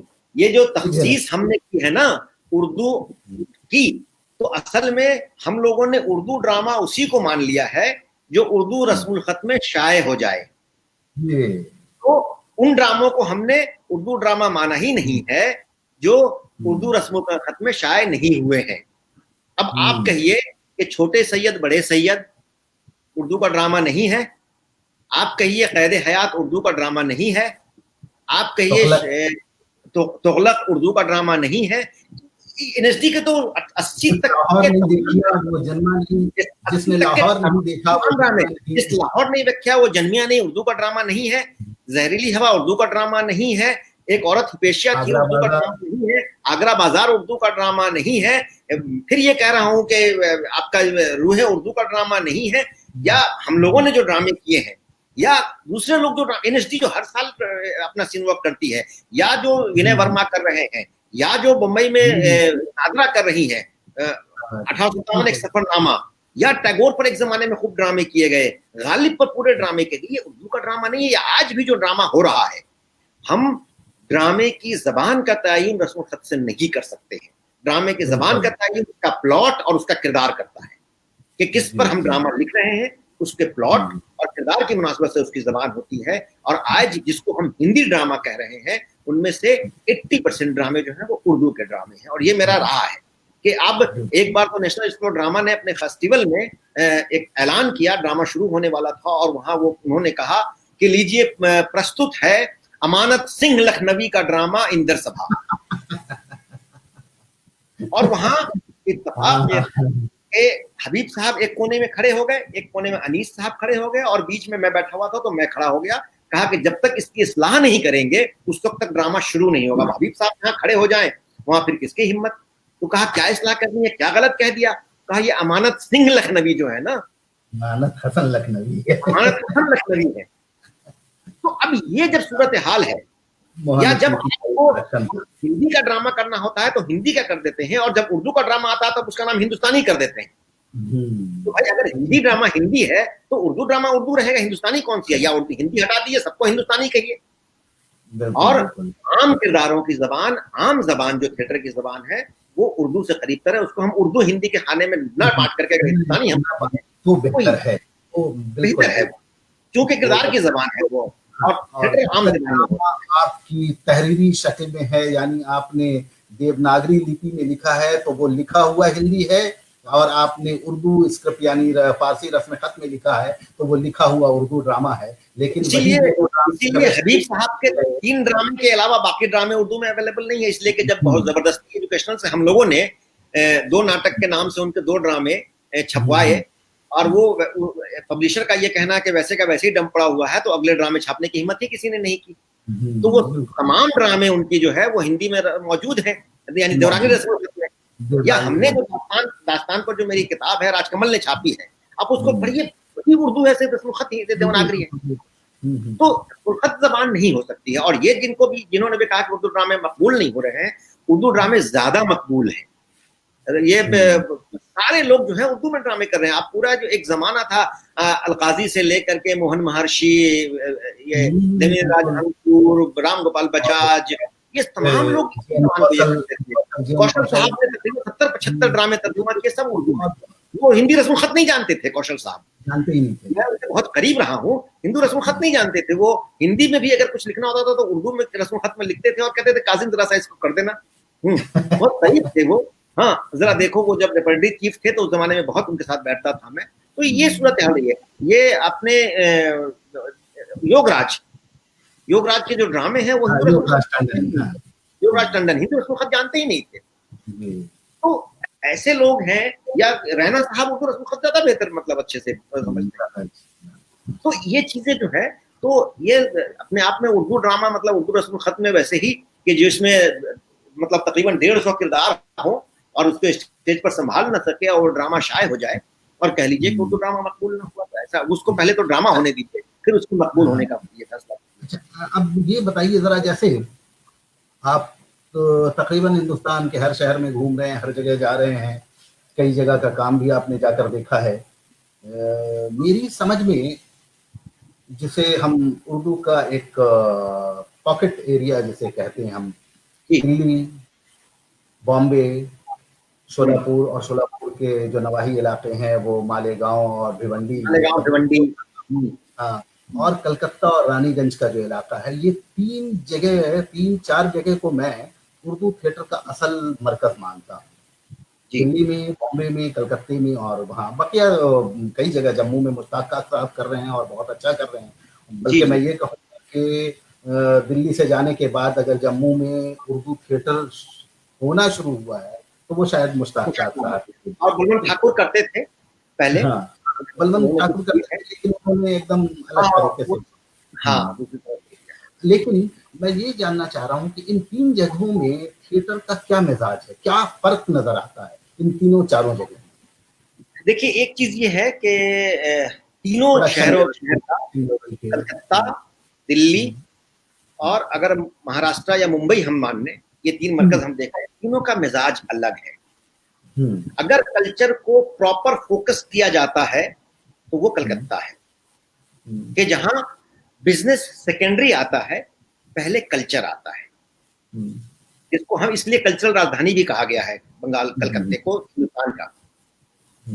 दिल्ली में क्या ये है कि दिल्ली पॉलिटिकल कैपिटल है और दिल्ली में इतनी, क्योंकि हर चीज सेंटर है यहाँ, तो आपको कलकत्ते से भी कुछ सहूलियात अगर ग्रांट लेने की जरूरत पड़ती है तो वो एप्लीकेशन पहले दिल्ली भेजनी पड़ती थी, अब रीजनल सेंटर बन गए हैं, वरना वो दिल्ली ही आती है और दिल्ली में ही सारी सहूलियात है। तो यहाँ थोड़ा सा, जिसको हिंदी में हम कहते हैं कि थोड़ा ज्यादा जागरूक लोग हैं, तो यहाँ थिएटर के साथ साथ उनके जहन में ये भी होता है कि हम थिएटर तो करें ही, लेकिन थिएटर के साथ साथ हमारा क्या इसमें फायदा या नुकसान है, ये भी है जहन में लोगों के। बहुत सारे ऐसे ग्रुप हैं जो, जिसको मैं ये नहीं कहूंगा कि वो बिजनेस के लिए थिएटर कर रहे हैं, लेकिन थिएटर के साथ वो पर्सनल जरूर देख रहे हैं। कलकत्ते में ऐसे जुन्नी लोग हैं कि जो थिएटर करना चाहते हैं, अरे चलो ग्रांट मिल गया तो बहुत अच्छा, नहीं मिला तो कोई बात नहीं। इसलिए आप देखिएगा कि कलकत्ते में जितनी रिपर्टरी है और पूरे बंगाल में बल्कि, और सिर्फ दिल्ली में उससे ज्यादा रिपर्टरी है। तो उस तरह से चीजों को कितना करना है, तो मिजाज कलकत्ते में जो है, और वहाँ क्योंकि बंगाली थिएटर बहुत रिच है, 1794 से वहां हो रहा है, 200 साल के करीब, 200 साल है, तो उस वक्त वहाँ थिएटर हो रहा है, रिच बहुत ये है। तो वहाँ थिएटर का मिजाज दूसरा है। मैं उर्दू थिएटर की बात नहीं कर रहा हूँ, मैं जनरल थिएटर का मिजाज कर रहा हूँ। तो इसलिए जो असली थिएटर करने वाले हैं, कि शमन जालान ने भी जब उर्दू में किया, जब उषा गांगुली ने भी उर्दू में जब किया, प्रतिभा अग्रवाल ने भी जब उर्दू में किया, तो इन लोगों ने बहुत तो वो तखसीस रखी नहीं, ये लोग सब हिंदी थिएटर करने वाले लोग थे, लेकिन उर्दू के ड्रामे भी किए और आपने भी डायरेक्ट किए, उनके साथ मिलकर काम किया है। तो दिल्ली में पॉलिटिकल है, और बॉम्बई में क्या है कि वहां देखा जाता है कि हम सीधे बिजनेस कैपिटल उसको कहा जाता है, और वहां जो प्रोफेशनल थिएटर के बजाय जो है, एक जमाने में प्रोफेशनल हुआ करता था, आप स्कूल कॉलेज लेवल के कंपटीशन थिएटर ज्यादा होते हैं। वो शोलापुर में चले जाइए, वो भिवंडी में चले जाइए, वो बॉम्बे में भी, हाँ, थिएटर वहां हो रहा है पुणे में, जहां उर्दू हिंदी का थिएटर कम हो रहा है। असली थिएटर पुणे में होता है, जो मराठी थिएटर होता है और एक ग्रेड का थिएटर होता है, शानदार थिएटर होता है, लेकिन वहां हमारा उर्दू का या हिंदी का मरकज नहीं है। जहां उर्दू हिंदी का मरकज है, वहां कंपटीशन हमारे जहन में होता है और उस कंपटीशन के लिए वो थिएटर हो रहा है वहां। तो ये तीनों जगह का जो मिजाज है, उस मिजाज को मैं यही कहना चाह रहा हूँ कि जहाँ पे उर्दू थिएटर की बात होती है, तो मेन स्ट्रीम में जो उर्दू प्लेज हो रहे हैं, जिसके बहुत कामयाब शो हो रहे हैं, लोग सिरे से उसको नकार देते हैं। उसको नकारने की वजह, मतलब उसको उर्दू थिएटर का हिस्सा नहीं मानते हैं। क्यों नहीं मानते हैं वजह नहीं मालूम। शायद हो सकता है कि जिस तरह से मराठी का अपना एक कम्युनिटी थिएटर है, बंगाली का कम्युनिटी थिएटर है, तो उर्दू में कम्युनिटी थिएटर की बहुत कमी है। अगर मैं सही कहूँ तो उर्दू में कम्युनिटी थिएटर सिर्फ शोलापुर और भिवंडी और मालेगांव के जो लोग हैं वो कर रहे हैं, या फिर वो कर रहे आपके हैं यहाँ कलकत्ते के आसपास रानीगंज और आसनसोल का क्या रानीगंज, है? रानीगंज, कुल्टी, अंडाल, उन जगहों पे हो रहा है। वो सब जगह में वो कर रहे हैं। हाँ। और आपके यहाँ ये आखिर क्या वजह है कि हमारा कम्युनिटी थिएटर तैयार नहीं हो पाता? एक बार वो मुझे जैसा कि मालूम है कि वो अनीस आज़मी साहब ने कुछ दिनों तक दिल्ली में कम्युनिटी थिएटर किया है, वो एकदम पॉकेट एरिया में जा जाकर लोगों के साथ मिलकर उस तरह की आबादी में जहाँ सिर्फ उर्दू बोलने और उर्दू का समाज है वहाँ किया। तो क्या वजह नजर आती है? इतने दिनों के तजुर्बे में आपको क्या लगा कि ये उनका अपना कम्युनिटी थिएटर नहीं बन पाया? देखिए, कम्युनिटी थिएटर का जो मामला है कि एक तो हमारा खुद जो मिजाज है कि उर्दू वाले एक तो इस तरफ कम है, वो अदाकारी के हवाले से हो, वो हिदायतकारी के हवाले से हो, वो राइटिंग के हवाले से हो। कि उर्दू ड्रामे को भी अगर हम देखें, अगर पिछले 40 साल या 30 साल को भी अगर हम देखें, तो जितने उर्दू वालों ने उर्दू रस्मुल खत में थिएटर ड्रामे लिखे हैं, उससे कहीं ज्यादा देवनागरी रस्मुल खत वालों ने उर्दू में ड्रामे लिखे। बिल्कुल बिल्कुल। वो मीरा कांत हो, मीरा कांत की काली बर्फ ड्रामा जो आप देख लीजिए उर्दू में है। वो चित्रण शर्मा, ये त्रिपुरारी शर्मा हो, उर्दू नहीं जानती हैं लेकिन उर्दू के ड्रामे उन्होंने लिखे हैं। हाँ, उर्दू में ड्रामे उन्होंने किए हैं। या यहाँ हैदराबाद में उनके साथ विनय के साथ एक सही नाम भूल रहा हूँ मैं, वो उन्होंने मतलब उर्दू रस्म खत नहीं जानते हैं लेकिन उर्दू में ड्रामे उन्होंने लिखे हैं। तो वजह क्या है कि हम जो हैं थोड़ा सहूलत पसंद है, और ये सहूलत पसंदी की वजह से जो है कि जहां मेज पर बैठ करके या इसी कमरे में बैठ करके या अपने घर में बैठ करके जो काम हो सकता है वो हम करेंगे। कम्युनिटी थिएटर के लिए जैसे नुक्कड़ नाटक एक जमाने में बंगाल में भी खूब हुआ, कमाल भाई ने भी लिखा, जहीर साहब ने भी लिखा, आप लोगों ने खूब किए। ये कम्युनिटी थिएटर का बहुत बहुत अच्छा एक अपॉर्चुनिटी हमारे पास थी कि जिसके जरिए हम लोगों तक पहुंच रहे थे, और जो सफदर ने काम किया था और जो वहां के, उसके जरिए हम उनको थिएटर के बारे में, थिएटर की अहमियत अगर बता दें उन लोगों को कि थिएटर किस तरह से आपकी जिंदगी में दाखिल है और आप किस तरह से थिएटर में दाखिल हैं, तो ऑटोमेटिकली वो फिर आपके ऑडिटोरियम तक आएंगे।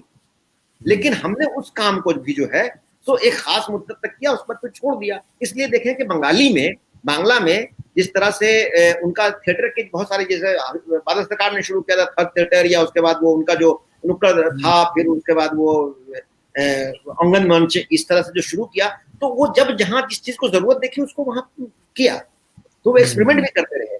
या वहां छोटी छोटी जगहों पे थिएटर होता है, या उनके यहाँ ये है कि नाटक देखना एक कल्चर में शामिल है कि महीने में 1-2 नाटक अगर नहीं देखा तो उनको बेचैनी होती है। लेकिन हमें अगर मुफ्त में भी दिया जाए पास कि आप आके थिएटर देख लो, तो हम कहते हैं अरे छोड़ो, कहाँ जाएंगे 2-3 घंटा बर्बाद करने के लिए। तो मिजाज हमारा है। तो एक बात और है कि उर्दू में उस तरह के ड्रामा निगारों और हिदायतकारों का बहुत ज्यादा नाम लिया गया है, उनकी चर्चा बहुत हुई है, उनके बारे में बहुत लिखा गया है, उस तरह के ड्रामा निगारों और हिदायतकारों का जिन्होंने अपने ड्रामे खेले और साथ साथ उन्होंने उसकी इशाअत भी करवा ली, उसे शाया करवा लिया और उस पर उसकी रोनुमाई भी कर दी और उस पर एक अच्छा खासा प्रोग्राम कर दिया। तो वैसे तमाम ड्रामा निगारों को मैंने देखा है कि वो बहुत ज्यादा लाइमलाइट में आए हैं, उनके ड्रामों की बहुत ज्यादा बात हुई है उनके ड्रामों पे, लेकिन एक से एक ड्रामे बहुत अच्छे अच्छे प्रोडक्शंस किए गए हैं 30-35 वर्षों में, जिन पर बात नहीं होती है। बहुत सारे ऐसे हैं, आप अनीस आज़मी की मिसाल ले लीजिए, उनका कोई भी ड्रामा नहीं आया है, लेकिन उन्होंने बहुत सारे ड्रामे लिखे, बहुत सारे कहानियों का अडेप्टेशन किया है और तर्जुमा का काम किया है, लेकिन उनकी ड्रामा निगारी पे वो बात नहीं होती है। जैसे अब मैं मिसाल दूंगा आपको मोहम्मद हसन और हबीब तनवीर का। हबीब मोहम्मद हसन पे बहुत कुछ लिखा गया, बहुत कुछ, जिसे आपको और पीएचडी डिग्री से लेकर बहुत कुछ काम हुआ है, लेकिन वही हबीब तनवीर जो उनके साथ के थे, उन पर कभी भी कुछ इस तरह से नहीं हुआ। देखिए ऐसे लोग जो हैं ये, हाँ ऐसे लोग जो हैं कि असल वही बता रहा था मैं, शुरू से ये बात मैं कर रहा हूँ कि हम लोग मेज पर काम करने वाले लोग हैं और हमें मेज पर जो चीज मिल गई हमारे घर में ला करके दे दिया गया। और कभी हिंदी के राइटर्स जो हैं, ड्रामा निगार जो हैं, वो जनरली अपनी किताब मुफ्त में नहीं बांटते। जब उनकी किताबें छपती हैं तो ऑटोमेटिकली बुक शॉप से उनकी किताबें निकलती हैं, बिकती हैं वो। मैंने बम्बई में, जैसे पृथ्वी थिएटर में एक बुक शॉप है, मैं जाता हूं तो वहां जरूर जाता हूं, बम्बई जाता हूं, वहां लोग तलाश में आते हैं कि अच्छा ये ड्रामा है क्या, अच्छा नया ड्रामा क्या आया है। लेकिन हमारे यहाँ सामने रखी हुई किताब होगी, हम खरीदेंगे नहीं, आप तो जरूर वहां देख लेंगे बुक शॉप में, उसके बाद उनको फोन करेंगे, अरे भाई आपकी फला किताब आई, आपने तो मुझे दी नहीं अब तक, हाँ आपने अब तक पेश नहीं की मुझे, तो अच्छा अभी भिजवाता हूं मैं। तो ये जो है, यही वजह है कि, लेकिन ये लोग उर्दू में तो जिंदा रहेंगे, थिएटर में जिंदा नहीं रहेंगे उर्दू वालों। और ये उर्दू वाले की पहुंच भी कहां तक है, ये आप देखें कि हबीब साहब पूरी दुनिया में है, और ऐसे राइटर को बता लीजिए कि जो जिस मकाम पर है उससे बाहर हो, क्या उसको उनकी रियासत से बाहर भी लोग जानते हैं, क्या उनको उनके मकाम से भी बाहर लोग जानते हैं, पूरी मुल्क में नहीं जानते हैं लोग। कि आप अगर ऐसा नाम ले लीजिए किसी का तो कहेंगे अच्छा, मैं मान लिया, मैंने किसी की तस्दीक मकसद नहीं है, इसलिए मैं नाम नहीं ले रहा हूँ, कि किसी एक राइटर का अगर आप नाम ले, जिसकी किताबें छपी हैं या ड्रामे पर खूब रिव्यू भी आ गया है, और उस पर ड्रामे पर फिर उस पर किताब आ गई है, उस ड्रामे पर भी इतने मज़ामीन वो जो किताब आ गई है, तो वो किताबें तो ठीक है, वो किताबों तक तो महफूज रह जाएंगे, लेकिन असल में थिएटर तक नहीं पहुंचेंगे। अभी हमारे एक दोस्त हैं जो ड्रामे लिखते हैं, करते हैं, खूब ये है, वो पिछले 6 महीने से परेशान है कि भाई एक मजमून लिख दो, एक मजमून लिख दो, एक मजमून लिख दो, और मैंने अगर लिख भी दिया और आपने लिख भी दिया तो किताब में तो छप जाएगा, लेकिन क्या थिएटर में वो जिंदा रह पाएंगे? तो ऐसे लोगों से हमें थिएटर करने वालों को नहीं घबराना चाहिए, और वो ये है कि थिएटर वालों के दिलों में हम हैं, उर्दू वाले तो वैसे भी थिएटर में कहाँ, उनके दिलों में क्या यही है, किताब में महफूज रहे हैं, हाँ, जिसमें घर में अगर हमने रख दी उसको दीमक खा लेगा, खत्म हो गया वो मामला। जी। अच्छा चलिए, आपका ये दो जो बड़ा काम है, दो नहीं मैं बल्कि मैं एक ही कहूँगा, एक मुकामी सतह पे है और एक पूरा हिंदुस्तान गिर पैमाने पर आपने नुक्कड़ नाटक के जो काम किया है, थोड़ा सा उसके बारे में बताएं। नुक्कड़ नाटक की रिवायत क्या है और किस तरह से उर्दू में इसका चलन कैसे आम हुआ और इसकी जरूरियात क्यों इसकी पेश आई? बिल्कुल, देखिए नुक्कड़ नाटक हम लोग है क्या, मैंने उसी नुक्कड़ नाटक की किताब की शुरुआत, जो बंगाल में नुक्कड़ नाटक किताब है, उसका पहला जुमला ही जो मेरा है वो बहुत मतलब इस तरह का है कि हम लोग करते क्या है कि मगरबी चीजों को हम ज्यादा ध्यान में रखते हैं, कि ये किताब है कि अचानक मेरे सामने ही थी, ये इसका पहला जुमला ही जो, जैसे अगर आप पढ़ें उसमें, तो वहीं से मैंने शुरू किया है कि तारीख अदब उर्दू में राम बाबू सक्सेना ड्रामे की इब्तिदा के मुतालिक बात करते हुए कहते हैं कि उर्दू ड्रामा एक गैर मुल्की पौधा है जो सरजमीन उर्दू पर 19वीं सदी के वस्त में नस्ब किया गया। अब ये ड्रामा जो है वो गैर मुल्की पौधा है। हम सब ड्रामे की तारीफ से वाकिफ हैं कि हिंदुस्तान में तमाम दुनिया में किसी भी मुल्क से पहले ड्रामा खेला गया। आज भी ये तय नहीं हो सका है कि वो यूनान में पहले खेला गया या हिंदुस्तान में पहले खेला गया। ड्रामे पर पहली बाज़ाब्ता तनकीद हिंदुस्तान में लिखी गई नाट्य शास्त्र की शक्ल में। तो अब जो हमें जो मगरिब बाहर से मरूब होने की जो एक ये है, और हर चीज को मगरिब का चश्मा लगा करके हम देखने लगे कि हर चीज वहां से आई है, तो उसी तरह से नुक्कड़ नाटक के सिलसिले में भी ये हुआ कि नुक्कड़ नाटक जो है बाहर से आया। और जब तारीख हम पढ़ते हैं तो उसमें यह है कि सबसे पहले जो है रूसी जो रशियन रेवोल्यूशन हुआ, उस जमाने में व्लादिमीर मायाकोव्स्की ने मिस्ट्री बुफे के नाम से एक नुक्कड़ को फॉर्म किया। वो तो हमने देख लिया। हमारी अपनी लोक रवायत में जाकर के देखें ना कि हमारी जो ये रास लीला है, राम लीला है, नौटंकी है, मुकुडियट्टम है, बिच्छूदकम है, ये तमाम जो है नकल है, तमाम चीजें कोई। और बीच में मैं टोकना चाहूंगा, और सबसे बड़ी बात है कि उर्दू का जो सबसे पहला ड्रामा है राधा कन्हैया का किस्सा, उसका दूर दूर तक मगरबी ड्रामे से कोई ताल्लुक नहीं, कोई लेना देना नहीं है। मैं तो वही है, कोई मगरबी देखिए ना कि राधा कन्हैया किस्सा जो है खालिस हिंदुस्तानी सरजमीन, हिंदुस्तान का ये है, उर्दू में ड्रामा लिखा जा रहा है और राधा कन्हैया पर ड्रामा लिखा जा रहा है, राधा कन्हैया पे लिखा जा रहा है। ये जो हमारे तनकीद निगार है ना, तो उसी तरह से सब चीज को बाहर से हम देखते हैं।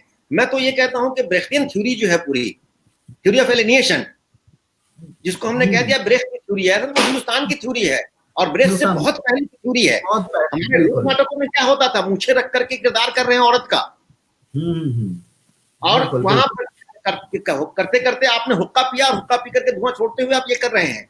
किसी ने इनाम के तौर पर 100 रुपया दे दिया तो नाटक से बाहर निकल गया और कह दिया फलां साहब ने 100 रुपया दिया है, इनके बच्चे जिए और इनका भगवान भला करे। क्या है ये? नाटक से बाहर निकले एलिगेशन तो यही कर रहे हैं आप ना। फिर वो नाटक के किरदार में घुस गया, उसको उन्होंने ह्यूमराइज कर दिया, नाम दे दिया, जो हबीब साहब का भी ये कहना ही है। तो वो आपकी ब्रेन थ्योरी हो गई। उसी तरह से नुक्कड़ के बारे में ये कहा गया कि ये बाहर से आया हुआ है, जबकि हमारे यहाँ मौजूद थी। और फिर उसके बाद दूसरी हमें ये हुई कि 70s में नुक्कड़ नाटक आया, जबकि ये 30s में 1933 में मेरठ में जो हंगामा हुआ था और वहां जो मजालिम ढाए गए थे ब्रिटिशों के जरिए, वहां एक ग्रुप बनाया गया द रेड प्लेयर्स के नाम से, और उन्होंने मेरठ के नाम से ड्रामा वहां खेला। और उसके बाद फिर बंगाल में हमने पूरी तहकीक है, ये बंगाल में उर्दू जो है, और इन लोगों ने तो बहुत इसको बहुत आगे बढ़ाया जो है, वहां की मैगजीन एक नाटक भी निकलती थी, और वो पूरी तहकीक है। जिसके बाद फिर सफदर हाशमी आते हैं, और सफदर हाशमी के बाद फिर बहुत सारे लोग उसमें शामिल होते हैं, और फिर वो नुक्कड़ नाटक का पूरा ये होता है। और नुक्कड़ नाटक एक तरह से ड्रामे को ही नहीं बल्कि समाज को बेहतर राह पर गामजन करने का बेहतरीन जरिया है। कि समाज की बात, आवाम की बात, हम उनको प्रोसिनियम की तरह थिएटर में नहीं बुलाते हैं, तो हम उनके पास जाते हैं, उनके मसाइल को उनके पास पेश करते हैं, और फिर उनसे भी हम सीखते हैं। जैसे मैं एक नुक्कड़ नाटक कर रहा था, शिवालय का प्रेत, वो रानीगंज सुल्तानगंज के बुनकरों का इलाका है, वहां कर रहे थे, बच्चों की मजदूरी पर है। और वहां वो बच्चा जब परेशान होता है, जैसे है कि वो वहां उसकी माँ मर जाती है और ये कहा जाता है कि इसका क्रियाक्रम करो, तो उसका बाप बच्चे को बंधुआ मजदूर रख करके और उसका पैसे लेकर के क्रियाक्रम करता है, भाग के शहर जाता है, लौट के फिर शहर से आता है तो देखता है उसकी बहन मर गई है, और फिर लोग कह रहे हैं क्रियाक्रम कर, तो वो कहता है कि जिस जंगल से भाग के मैं गया था फिर वही है, तो वो नहीं करके जमीन पर बैठ जाता है, सिर्फ बैठ जाता है। फिर वहां के लोगों से नुक्कड़ नाटक के बाद अक्सर बात करते हैं आवाम से, तो वहां ये हुआ कि लोगों ने कहा कि देखिए ये बच्चा कितना होशियार है, ये जो बैठा अपनी मट्टी को पकड़ा और बोला कि हमारी समस्या का समाधान तो हमारी मट्टी करेगी, हमारी अपनी मिट्टी करेगी। जबकि उस कैरेक्टर को, उस एक्टर को, नाटककार को मालूम ही नहीं है कि हम मिट्टी पकड़वा दें। उसके बाद वो कैरेक्टर जो है मिट्टी पकड़ने लगा। तो ये जो आवाम फीडबैक देती है, तो आवाम का मसला, आवाम के बीच हम जब बात करते हैं, और नुक्कड़ नाटक जैसे आप एड्स को लेकर के, जैसे बहुत सारी मुहलक बीमारियां हैं, बहुत सारी समाजी तब्दीलियां जो हुई हैं, बहुत सारी पॉलिटिकल, बंगाल में पॉलिटिक्स को बहुत पॉलिटिकल तौर पर बहुत उसको इस्तेमाल किया गया, लेकिन समाजी तौर पर ये समाज को बेहतर शेप देने का बेहतरीन जरिया है, उनके पास जा करके और उनको दे करके। बहुत सारी मुसीबतें आई, मार पिटाई भी हुई, इनके अदाकारों को जेल भी जाना पड़ा, और गटर थिएटर कहा गया इसको, और बहुत सारे इस पर मजालिम बिठाए गए। ये लोग यहाँ तक हुई पेश करते हुए।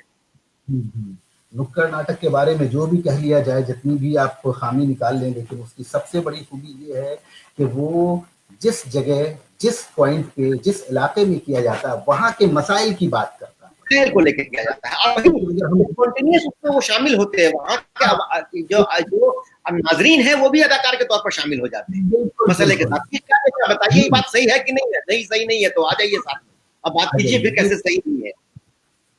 सही है, और एक बहुत अच्छा एक जुड़ाव होता है। और एक चीज जो मैंने देखा है नुक्कड़ नाटक का, अदाकार के तौर पर जो एक अदाकार को बहुत फायदा होता है, उनके लिए बेस्ट एक्सरसाइज है कि वो नुक्कड़ नाटक अपनी जिंदगी में जरूर करें। थिएटर शुरू करने से पहले, प्रोफेशनल थिएटर में जो लोग जाते हैं, उनके लिए उनकी पहली एक्सरसाइज होनी चाहिए कि वो नुक्कड़ पे जरूर जाएं और वहां करें, जरूर जाए। जैसे मैंने क्या प्रोसिनियम पे रहा, हम लोग और बहुत सारे उसमें भी किए।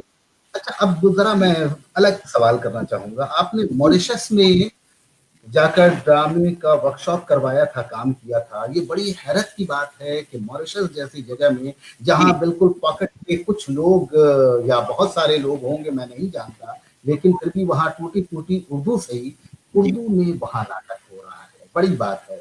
मैं तो एक ही दो नाम जानता हूँ, वो अपने राशिद मीरवा हैं और दूसरे साहिबान हैं। तो और मैंने अपने एक मूवी में एक जो एक्ट्रेस है वो मॉरिशस की ही लड़की थी, उसे मैंने रखा था अपने कैरेक्टर के लिए। तो वहाँ का एक्सपीरियंस कैसा रहा मॉरिशस में? किस तरह के, मतलब जाहिर सी बात है कि वो लोग कमजोर रहे होंगे, इसमें कोई शक नहीं है, लेकिन जज्बा होता है, और किस तरह से काम करने का तरीका था? कि मॉरिशस की सबसे अच्छी बात क्या मुझे लगी कि मॉरिशस में तमाम सरकारी स्कूलों में उर्दू एक जबान के तौर पर पढ़ाई जाती है और उर्दू के असातिज़ा वहाँ का तकर्रुर है। वहाँ हमारे यहाँ की तरह नहीं है कि स्कूल में उर्दू सब्जेक्ट है लेकिन उस्ताद नहीं है, और अगर किसी स्कूल में उर्दू के उस्ताद है तो उर्दू के तालिब इल्म नहीं है, उनको कुछ और पढ़ाना पड़ रहा है। हाँ, ये दोनों सूरतें यहाँ है। हाँ, लेकिन वहाँ जो मैंने महसूस किया, बहुत सारे स्कूलों में भी गया मैं, कॉलेजों में भी गया, यूनिवर्सिटी में भी गया मैं, और वो तकरीबन 12-15 दिन में वहाँ रहा था। उससे पहले भी एक बार मैं जा चुका था कॉन्फ्रेंस में, लेकिन वो मौका नहीं मिला था। लेकिन उस थिएटर वर्कशॉप के लिए जब मैं गया तो वहाँ 12-15 दिन में बहुत एक्सप्लोर करने का, एक तो ये है कि वहाँ स्कूल की सतह पर हर स्कूल में उर्दू जबान है, उर्दू के तालिब इल्म भी है, उर्दू के असातिज़ा भी है। दूसरे के वहाँ गवर्नमेंट जो है वो उर्दू ड्रामा कंपटीशन करवाती है। गवर्नमेंट मिनिस्ट्री ऑफ कल्चर वहाँ की, वो उर्दू ड्रामा कंपटीशन करवाती है और उसमें तमाम यानी स्कूल कॉलेज के पार्टिसिपेट करना पड़ता है। यूनियन करके वहाँ है, वहाँ एक तो उर्दू स्पीकिंग यूनियन है कि जिस तरह हमारे यहाँ एकेडमी है बहुत सी रियासतों में, तो वहाँ जैसे हमारी साहित्य एकेडमी है वैसे ही वहाँ अलग अलग लैंग्वेज की, जैसे हिंदी स्पीकिंग यूनियन है, उर्दू स्पीकिंग यूनियन है, इंग्लिश स्पीकिंग यूनियन है, भोजपुरी स्पीकिंग यूनियन है। हाँ, तो उस तरह से फ्रेंच स्पीकिंग यूनियन है, तो वो उस तरह से जैसे वो मिनिस्ट्री ऑफ कल्चर का अलग अलग पार्ट है वो, तो उर्दू स्पीकिंग यूनियन भी है। तो उर्दू स्पीकिंग यूनियन ने ही इस वर्कशॉप का इनेकाद किया था। तो उसमें मैं कह रहा था कि वहाँ मिनिस्ट्री ऑफ कल्चर अलग से एक ड्रामा कॉम्पिटिशन करवाती है और उसमें हर स्कूल अपना हिस्सा लेते हैं। और आपको हैरत होगी कि वहाँ का जो इस्लामिक कल्चर सेंटर है वो उर्दू ड्रामे करने के लिए अपना स्पेस देती है, ड्रामा करने के लिए इस्लामिक कल्चर सेंटर कि आप ड्रामा कीजिए, जबकि हमारे इस्लाम में तो ड्रामे को सबसे पहले ममानियत कहा गया है कि नक्ल जो है वो हराम है। तो वो वहाँ जो है सो इस्लामिक कल्चर सेंटर अपना स्टेज देती है ड्रामा करने के लिए, और बहुत से ऑडिटोरियम भी है वहाँ। एक तो वहाँ उर्दू से दिलचस्पी रखने वाले लोग हैं, दूसरे वो ड्रामा कंपटीशन होता है तो उस कंपटीशन के लिए बहुत से लोग ड्रामा लिखते हैं जैसे, और उस बीच से बहुत अच्छे ड्रामा निगार कुछ आए, जैसे रशीद निरहुआ है, उसके बाद यूसुफ सबराती है, उसके बाद मदनी है, हाँ, साबिर बूदड़ है, इनायत हुसैन ईदन सीनियर राइटर है, इनायत हुसैन ईदन है, फारूक रजल है। हाँ, उस तरह से एक्टर बहुत अच्छे अच्छे हैं, फैयाज मोहम्मद अली हैं एक्टर वहाँ, तो उस तरह से जमीला थी या और बहुत से लोग हैं वहाँ। तो वो लोग ड्रामे से दिलचस्पी, जब वर्कशॉप उन्होंने किया तो इसका जब ऐलान किया तो इतने लोगों ने भरा वहाँ, लेकिन वहाँ इतनी गुंजाइश नहीं थी कि सब लोगों को एंट्री दे सके। तो उन्होंने अपने तौर पर उसकी शॉर्टलिस्टिंग की और जो हमारे पास आए उनमें से कुछ ड्रामा निगार थे, कुछ हिदायतकारी भी करते थे, कुछ एक्टर भी थे। तो वो लोग जब वहां आए तो उनके पास जज्बा है, उनके पास उनकी अपनी मिट्टी की समझ है, लेकिन स्किल की कमी है। स्किल वो नहीं है क्योंकि वो कंपटीशन का ड्रामा ये है, उनके पास सहूलियात भी उस तरह से नहीं है कि चूंकि वहां भी वो 5,000 रुपए देती है कंपटीशन में हर ड्रामा ग्रुप को, वो कंपटीशन में जीते या हारे हर पार्टिसिपेंट ग्रुप को वहां वो फाइनेंस करते हैं। कंपटीशन जो जीता उसको तो अलग फीस है, लेकिन हर पार्टिसिपेंट करने वाले को 5,000 रुपए वो देते हैं कि ये आपकी प्रोडक्शन फीस है। हमारे यहाँ के वो मतलब तकरीबन 12-15 हजार रुपए होते हैं, तो वो उसको देते हैं और वो एडवांस में देते हैं, आखिर में नहीं कि आप तैयारी के लिए ये कीजिए। तो उसमें हमें बहुत अच्छा ये लगा कि वो लोग एडेप्टेशन भी करते थे, खुद लिखते भी थे, लेकिन वहां जब आए तो उनके साथ मैं अपनी तरफ से जो प्लान करके गया था वहां जाकर के पूरी प्लानिंग मैंने चेंज की, क्योंकि मुझे ऐसा लग रहा था कि वो सब लोग स्किल्ड होंगे। हाँ, होता है वहां कंपटीशन करते हैं लोग, लेकिन उसमें फिर हमने वहां कुछ इम्प्रोवाइजेशन, कुछ स्किल, कुछ ब्लॉकिंग्स, कुछ प्रोडक्शन को लेकर के, कुछ इम्प्रोवाइजेशन को लेकर के, और उन लोगों से फिर हमने 15-15, 10-10 मिनट के लिए रोज कुछ ना कुछ करवाया। तो उससे वो जो उनका हेजिटेशन था खुला, जैसे वहां कई मस्जिद के इमाम आए थे वो वर्कशॉप में, मस्जिद के इमाम थे वो वर्कशॉप में आए और वो ड्रामा में पार्टिसिपेट करते थे, लेकिन उनके साथ मसला वो था कि अगर कह दो कि किसी खातून का आप हाथ पकड़ लिए तो वो हाथ नहीं पकड़ते थे। अब उस वर्कशॉप में सोचिए कि उनको कहते थे तो वो उसका आस्तीन ऐसे पकड़ लेते थे, हाँ, या अपना आस्तीन दे देते थे ऐसे पकड़ने के लिए, लेकिन उनका हाथ नहीं पकड़ सकते थे। लेकिन जब वर्कशॉप खत्म हुआ उस वक्त इतने कंफर्टेबल वो हो गए, बोले सर हम लोग तो जिस तरह से हेजिटेशन में थे कि ऐसा लगता था कि हमने हाथ पकड़ लिया तो फिर उस पर फतवा लग गया। तो वो भी ये था, तो उसमें मुझे काम करने में बहुत मजा आया। और उसके बाद वो जो ग्रुप बना, वो आज भी वो ग्रुप एग्जिस्ट कर रहा है। और एक व्हाट्सएप ग्रुप है जिसमें मुझे भी उन्होंने शामिल रखा। हालांकि उसके बाद भी वर्कशॉप हुए, लेकिन वो ग्रुप दूसरा नहीं बना। लेकिन वो पहला ग्रुप जो है वो आज भी एग्जिस्ट कर रहा है। 2016 से 4 साल हो गए, और उस पर बहुत सारी चीजें हम लोग शेयर करते हैं कि जैसे मुझे कोई स्क्रिप्ट अच्छी लगी तो मैंने उनको भेज दिया, उनको कुछ पूछना हुआ या ब्लॉकिंग से अगर ये है तो कुछ सीन करके उनकी वीडियो उन्होंने भेज दी कि सर ये बताइए कैसे करें, क्या करें, नहीं करें। और कंपटीशन में बहुत अच्छे ड्रामे भी फिर बाद में आए। तो वो एक अच्छा मेरे लिए भी एक्सपीरियंस था, और उन लोगों को भी मुझे लगता है कि अच्छा लगा, जिसकी वजह से भी आज भी वो एग्जिस्ट कर रहे हैं। और वो है, और वहाँ के अखबारों में उसको जिस तरह से कवरेज मिला, हिंदुस्तान में तो हम तस्वुर नहीं कर सकते हैं वो, कि फ्रेंच के अखबारों में, अंग्रेजी के अखबारों में। और आखिरी वैलिडिक्टरी जिस दिन चल रहा था हम लोगों का आखिरी दिन, उस दिन तो बहुत सारे रिपोर्टर्स आए थे और उन्होंने जो कवरेज किया वहाँ, तो वो जज्बा है और वो बगैर किसी मफाद के वो तो कर रहे हैं।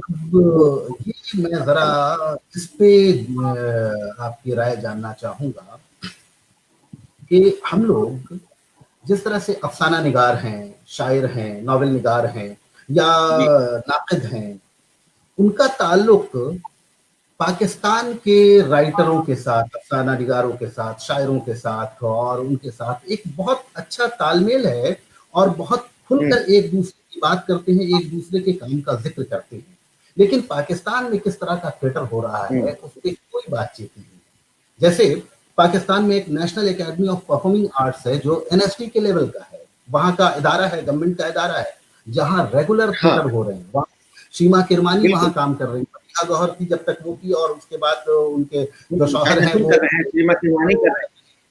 रफी पीरजादा वहाँ का बहुत बड़ा नाम है। और सबसे बड़ी बात है कि शाहिद अली कर रहे हैं वो आपके अजोका वाले। और अली अहमद जो हिंदुस्तान में जब तक थे वो इफ्ता के साथ जुड़े हुए थे, और वहां जाकर उन्होंने नाटक नाम का ग्रुप तैयार किया और एक सोशल कंटेंट के साथ उन्होंने ड्रामा किया। हम लोग उस पर कोई बात नहीं करते, वजह क्या है? उनके साथ कोई तालमेल नहीं है हमारा। बहुत सारे नाम हैं, आपने पढ़ा ही होगा, अजहर अफसर हैं, ये असलम अजहर हैं, और शब्बीर अहमद है, फरीद अहमद है, अफजाल नबी, और आपके आमिर जो हैं, ये तो अभी बिल्कुल नए में सामने हैं। लेकिन क्या वजह है कि थिएटर वाले उनके साथ नहीं जुड़ पाए, उनकी कोई बातचीत नहीं होती है? देखिए, उसकी मुझे जो 2 वजूहात नजर आती है। नहीं, अगर सियासी हैं तो वो तो अफसाना निगारों के साथ भी होना चाहिए, शायरों के साथ भी होना चाहिए। बाकी तो ये है, लेकिन उसमें 2 वजूहात नजर जो आती हैं मुझे। एक तो ये है कि कई बार ऐसा हुआ कि कई लोग वहां से, अब तो इधर सिलसिला बंद है आने जाने का, तो जब आने जाना था और कई लोग आए, तो जैसे हुआ कि ये ड्रामा निगार है, तो बहुत शौक से मैं उनके पास जाता था कि भाई वहाँ ड्रामा निगार हैं, आप अपने कुछ किताबें, अपने मजमूए और जैसे कुछ ड्रामे हैं उसके बारे में बताइए, या किस तरह से हासिल कर सकता हूँ। तो मालूम हुआ कि ड्रामा निगार का मतलब कि टेली प्ले राइटर है वो। एक तो ये आजकल वहाँ है। मैं बता रहा हूँ कि जब तक सिलसिला ये था तो वो ड्रामा निगार का मतलब कि टेली प्ले राइटर वो थे, यानी सीरियल लिखने वाले लोग थे, उनको ड्रामा निगार वहाँ ये कहते थे। थिएटर, अब थिएटर शुरू हुआ है तो परफॉर्मिंग आर्ट ये शुरू हुआ है, या इससे पहले कुछ शायद नदीम वगैरह ने ये किया था और वहां से लेकर आए भी थे थिएटर। देखा भी है यहाँ, ये भारंगम में पहले आ जाता था वो थिएटर, और वो हम लोग को देखने को मिलता था भारत रंग महोत्सव में, नेशनल फेस्टिवल, या फिर शीमा किरमानी के भी कई शीमा किरमानी पर्सनली भी लेकर के आई थी, और वो पूरे हिंदुस्तान में ये, बल्कि एक शो हम लोगों ने जब करवाया था तो उसमें काफी पुलिस का भी मतलब ये परेशानी हुई थी। यहाँ करवाया था हम लोगों ने, एक हॉस्पिटल के पास एक बहुत थिएटर है वहाँ। वजह क्या ये है कि थिएटर को जिस तरह से हिंदुस्तान में एक्सपोजर मिला है, वो एक्सपोजर वहां नहीं मिला है। वहां आज भी जो है सो स्क्रिप्ट एक तो अप्रूव करवाना पड़ता है मुझे, ऐसा जो मेरे, या इवन जैसे मध्य प्रदेश में आपको आज भी स्क्रिप्ट अप्रूव करवाना पड़ता है परफॉर्म करने से पहले। हिंदुस्तान में भी स्क्रिप्ट को अप्रूव करवाना पड़ता है। पहले आप स्क्रिप्ट देंगे, उसको वो अप्रूव करेंगे, तब उसको आप परफॉर्म कर पाएंगे या खेल पाएंगे। तो अभी यहाँ की कई रियासतों में ऐसा है। तो एक तो वो है। दूसरा ये है कि जितनी फ्रिक्वेंटली हमारे पास जो स्टेट हैं और हमारे पास जिस तरह से हम मूव करते हैं चीजों आसानी से, वहां थिएटर का मतलब देखिए, एक तो एहतजाज भी है और इनकलाब भी है और हकीकत बयानी भी है। सूरत हाल रही है अब तक, आप देखें कि आज़ादी से लेकर के, यानी तकसीम से लेकर के अब तक वो कितनी आज़ादी हासिल रही है थिएटर करने वालों को या बोलने वालों को। तो वो फ्रिक्वेंटली वो आज़ादी भी उनके पास नहीं है। कर तो रहे हैं वो, लेकिन उसमें जैसे जो लिटरेचर है उनको तो कर रहे हैं। जैसे आप किसी अफसाने को अगर कर लें, किसी नॉवेल को कर लें, तो आसानी से उस पर अप्रूवल मिल जाएगा आपको। लेकिन नई स्क्रिप्ट अगर आप कर रहे हैं तो उसको पास करवाना मुश्किल हो जाता है, क्योंकि उससे पहले से वो वाकिफ नहीं होते हैं। तो एक वो हमारे पास, चूंकि एक तो हमारे यहाँ आया कम, वहां का थिएटर ट्रैवल कम किया। अच्छा, हमारी चीजें जो है वो यूट्यूब पर और दूसरे बहुत सोशल मीडिया पर इजीली अवेलेबल है, जिसकी वजह से वो बात कर सकते हैं। वहां पे थिएटर को अगर आप तलाश कीजिए तो आपको यूट्यूब पर नहीं मिलेंगे ज्यादा। मैं ये कहूंगा कि पंजाब से जो यहाँ की टीम है वो लाहौर जाकर बराबर ड्रामे पेश करती रही है। प्रवीण जग्गी नाम का एक लड़का है जो चंडीगढ़ में, वो रेगुलर वहां गया है, और केवल धालीवाल साहब हैं अमृतसर के, वो लोग रेगुलर करते रहे। तो उनके जो पंजाबी थिएटर का जो एक आपसी जो रिलेशन है वो बहुत अच्छा बना उनके साथ, लेकिन हम उर्दू वालों का रिलेशन कभी नहीं बन सका उनके साथ। आखिर इसकी वजह क्या है? नहीं, वजह एक तो ये भी है ना कि वहां आपको कहने को कह लें कि उर्दू जो है वहां की सरकारी जबान है, लेकिन कम्युनिकेटिव जबान पंजाबी है, कम्युनिकेशन की जबान सिंधी है, कम्युनिकेशन की जबान उर्दू नहीं है, आम लोगों की जबान उर्दू नहीं है, वो बलूची है, वो सिंधी है, वो पंजाबी है। तो जिस जबान में आम तौर पर गुफ्तगू करते हैं, घर में गुफ्तगू करते हैं, पॉपुलैरिटी तो उसी को मिलेगी। हमारे यहाँ अंग्रेजी थिएटर को कितनी पॉपुलैरिटी मिली है? ये तो बात सही है। या बंगाल में, महाराष्ट्र में उर्दू थिएटर को कितनी पॉपुलैरिटी मिली? तो हमारी आम जबान, मादरी जबान तो हमारी पंजाबी है, हमारी सिंधी है, हमारी बलूची है, तो उसको तो ज्यादा हम उस पर गुफ्तगू करेंगे ना। यानी इवन आप जब देखें कि हिंदुस्तान भी जब वहां से आते रहे तो उर्दू के बड़े अदीब, लेकिन दो आपस में बैठे हुए तो पंजाबी में बातें करने लगते थे, उर्दू में नहीं बात करते हैं आपस में। जैसे हम तो बंगाली आपस में बैठ जाएं तो बंगला में बात करने लगेंगे। तो कैसे उसको पॉपुलैरिटी मिलेगी जब कम्युनिकेशन की जबान आपकी नहीं है? वो तो पॉपुलैरिटी कैसे, कहां से मिल जाएगी? लिटरेचर की जबान को पॉपुलैरिटी इस तरह से नहीं। चलिए, बहुत अच्छी गुफ्तगू आपके साथ हो रही है, बहुत अच्छी गुफ्तगू, और वक्त का अंदाजा नहीं मिल रहा है। 1 घंटे का ये स्लॉट है, लेकिन हम लोग 1 घंटा 10 मिनट क्रॉस कर चुके हैं, लेकिन फिर भी अभी 2-4 सवाल मैं जरूर पूछना चाहूंगा। बिल्कुल अपनी जगह और अपनी जमीन पे आते हैं। ये बताइए कि उर्दू थिएटर के फरोग के लिए क्या इक़दाम किए जा सकते हैं हमारी अपनी सरजमीन पे? देखिए, उर्दू थिएटर के फरोग के लिए, ये पहले भी मैंने किसी एक मजमून में लिखा था, उर्दू ड्रामा मसाइल और इम्कानात के नाम से, और उसमें भी कुछ मशवरे मैंने दिए थे। और ये है 2000 से पहले की बात है शायद, ये उस वक्त ये है। देखिए, इसमें 2-3 चीजें हैं, बहुत आसान चीजें हैं। जैसे हमारे पास उर्दू थिएटर, क्या उर्दू को फरोग देने के लिए कमोबेश तमाम रियासतों में एकेडमी है उर्दू की, लेकिन उन एकेडमी की तरजीहात में दिल्ली को छोड़ दें अगर आप, अब दिल्ली का भी मामला वही हो रहा है, हो चुका है, बल्कि पिछले 5 साल में, पिछले 5 वर्ष में ये हो चुका है यहाँ। तो ड्रामा उसकी तरजीहात में शामिल है ही नहीं, कल्चर उनकी तरजीहात में शामिल है ही नहीं। हम उर्दू जबान नहीं है, एक तहजीब है, इसको हम भूलते जा रहे हैं। और जब इसको हम तहजीब को भूल जाएंगे तो फिर उस तहजीब को के जो पासदार हैं कि थिएटर में एक साथ आप तहजीब को रख रहे हैं कि कैसे नशिस्त व बर्खास्त है, कैसे हम बोलते हैं, कैसे उठते हैं, कैसे बैठते हैं, कैसे गुफ्तगू करते हैं, वो सीधे सीधे आपको वहां समझ में आ रही है बात। तो ये तरजीहात में नहीं है, इसको तरजीहात में लाना पड़ेगा। जो बजट हमारा करोड़ों में है, लाखों में है, 1-2 लाख रुपया भी इसके लिए तखसीस कर देंगे, और कुछ नहीं, जिस तरह से बैठकबाजी ही अगर थिएटर वालों की करवा दें आप, तो उसमें बहुत समझ में आने लगेंगे। हम इतनी सारी मीटिंग करते हैं, इतने सारे सेमिनार करते हैं, इतने सारे वर्कशॉप हम करते हैं, उनमें एक वर्कशॉप भी अगर हम करिकुलम में साल का रख लें कि थिएटर वालों के बीच करेंगे, लोकल ही हम करेंगे, कर लेंगे। दूसरी चीज कि हम है क्या ना कि हमेशा हमारी नजर बड़े शहरों पर होती है, चिराग तले अंधेरा वाली बात है।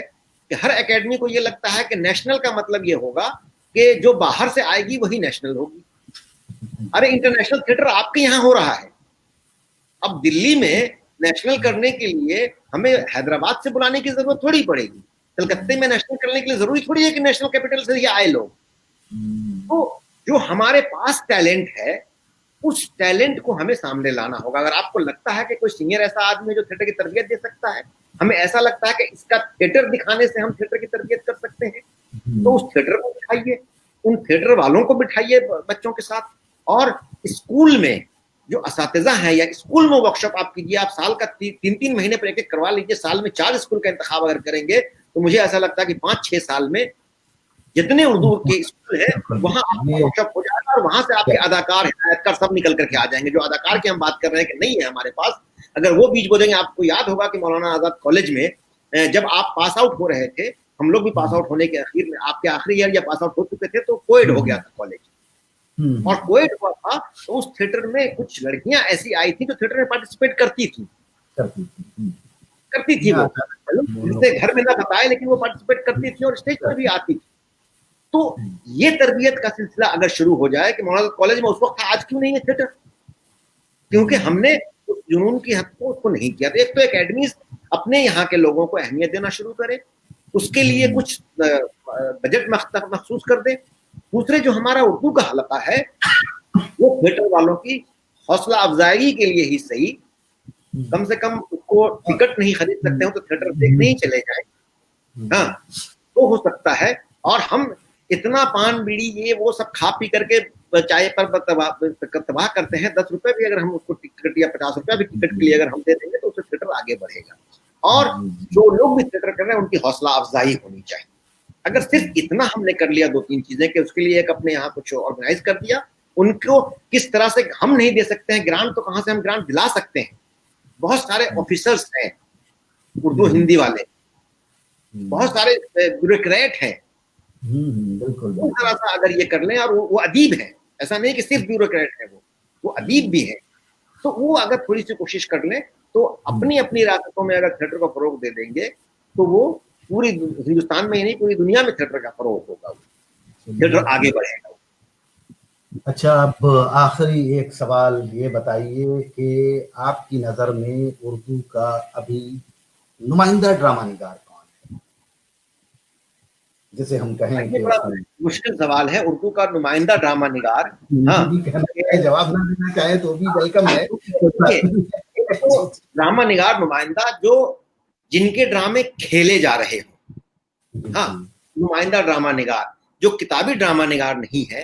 हाँ, तो मैं तो ये कहूंगा कि सुरेंद्र वर्मा है जिन्होंने अभी जिना पर ड्रामा लिखा अभी कुछ दिनों पहले। मैं तो ये कहूंगा कि ये कलंदर और जिना पर उन्होंने भी ड्रामा लिखा था, लेकिन नाम भूल रहा हूँ उनका, मैं दिल्ली में ही है वो है। देखिए, ड्रामा निगार अगर उनके ड्रामे मुसलसल आ रहे हैं, खेले जा रहे हैं, पेश किए जा रहे हैं, तो वो नुमाइंदा ड्रामा निगार है। वरना किताब के लिए ड्रामे बहुत से लोगों ने लिखे, किताबों में ही रहेगा। डिबेट हो जाएगा, इस पे अलग तरह से बात हो जाएगी, इसलिए कि हमारे प्रोग्राम में एक दो साहिबान ने तो साफ तौर पे इनकार ही कर दिया कि उर्दू थिएटर नाम की कोई चीज भी है। चलिए, वो अलग नहीं, ऐसा नहीं है, बस वही है कि उनको समझ में, वो देखते नहीं है थिएटर जब देखेंगे उर्दू के नाम पर थिएटर हो या ना हो, थिएटर हॉल में जाए। अब यहाँ तो ये होता है कि उर्दू में भी थिएटर किया जा रहा है तो उसको हिंदी में आप कहते हैं चूंकि हिंदी ऑडियंस ज्यादा आ जाती है। उर्दू अगर आप लिखेंगे तो आमतौर पर जो उर्दू का हमने इमेज बनाया है ना, वो दास्तानी जबान जो है, मुश्किल जबान जो है, वो उस जबान में थिएटर हो रहा होगा। तो इसलिए बहुत सारी ऑडियंस जो नॉन उर्दू वाली है वो नहीं आती है, तो इसलिए बहुत सारे लोग जो है उर्दू ड्रामा को हिंदुस्तानी के नाम से पेश करते हैं। तो बहुत शुक्रिया। उससे हमें नहीं ये होना चाहिए कि उर्दू का थिएटर नहीं है, उर्दू में थिएटर। बहुत अच्छी गुफ्तगू रही आपके साथ और बहुत सारे कमेंट्स आए हैं। मैं समझता हूं कि इसे मैं भी जवाब दूंगा बाद में और आप भी इससे जरूर जवाब देंगे। जी जरूर, मुझे शेयर कीजिएगा, इंशाल्लाह मैं जवाब जरूर दूंगा जी। ये कमेंट और मुझे बहुत अच्छा लगा आपके साथ, और जिन्होंने देखा और जिन्होंने कमेंट किया और जो बाद में भी देखेंगे, हाँ, उनसे एक गुजारिश मैं ये करना चाहूंगा कि बराए करम एक तो थिएटर देखें दूसरे जो थिएटर हो रहे हैं उस पर अच्छा और बुरा जो भी कमेंट करना है, जो भी रिव्यू करना है वो करें, क्योंकि अगर कमियां बताएंगे तो कल को हम अच्छा थिएटर कर पाएंगे, उन कमी को दूर कर पाएंगे। और अगर मेरी गुफ्तगू में कहीं ऐसा लगा हो तो वो मुझसे जरूर सवाल करें, और जो कमेंट किया है बुरी हो या कमियां हो उसको जरूर बताएं, खूबी बताएं या ना बताएं। थिएटर की कमियों पे आपने जहां जी तक किया, तो चलते चलते एक बात मैं कह दूं कि एक बहुत ही अफसोस का मकाम इस वक्त होता है थिएटर पे, जिन लोगों ने भी रिव्यू लिखा है या लिखते हैं, वो रिव्यू लिखते वक्त ये भूल जाते हैं कि 6 महीना, 4 महीना, 5 महीने की जो मशक्कत के बाद एक पूरी टीम एक ड्रामा लेकर आ रही है, उसको सिरे से कभी-कभी खारिज कर दिया जाता है। ये बहुत ही अफसोसनाक है। उसके आगे पीछे भी देखना चाहिए कि कितनी मेहनत के बाद एक प्रोडक्शन तैयार होता है। तो इसका भी ख्याल रखना चाहिए। वो देखिए, उसको मैं कहूंगा कि तनकीद में एक नई शिक मैंने पैदा की है, मैं कोशिश की है कि एक तनकीद जो है, जैसे इख्तिशाफी तनकीद है, तासुराती तनकीद है, जमालियाती तनकीद है, वैसे ही एक ताल्लुकाती तनकीद है। तो उस बुनियाद पर भी है। हाँ, ये आपका बहुत-बहुत शुक्रिया उस नाज़रीन। ताल्लुकात की बुनियाद पर भी जो है वो रिजेक्ट कर देते जी, हैं। जी, जी। नाज़रीन, आपका बहुत-बहुत जी शुक्रिया कि आप हमारे साथ बने रहें, और मुझे बहुत खुशी हुई ये काज़िम साहब के साथ बातचीत करके। इसके बाद दूसरे एपिसोड में हम आपके साथ हाज़िर होंगे, जिसमें रंजीत कपूर साहब और हमारी बातचीत आप सुनेंगे इसी रंगरस के रंग सफ़र में। तो काज़िम साहब, आपका एक बार और शुक्रिया, और मैं अपने तमाम नाज़रीन का शुक्रिया अदा करता हूँ कि उन लोगों ने इस प्रोग्राम को बड़ी दिलजमई के साथ अच्छे से देखा, और फिर बहुत हम शुक्रिया, बहुत दोबारा शुक्रिया। आपसे मिलेंगे दूसरे एपिसोड में। आप सबों का बहुत-बहुत शुक्रिया। शब ख़ैर, फिर हम मिलते हैं। बहुत-बहुत शुक्रिया। शब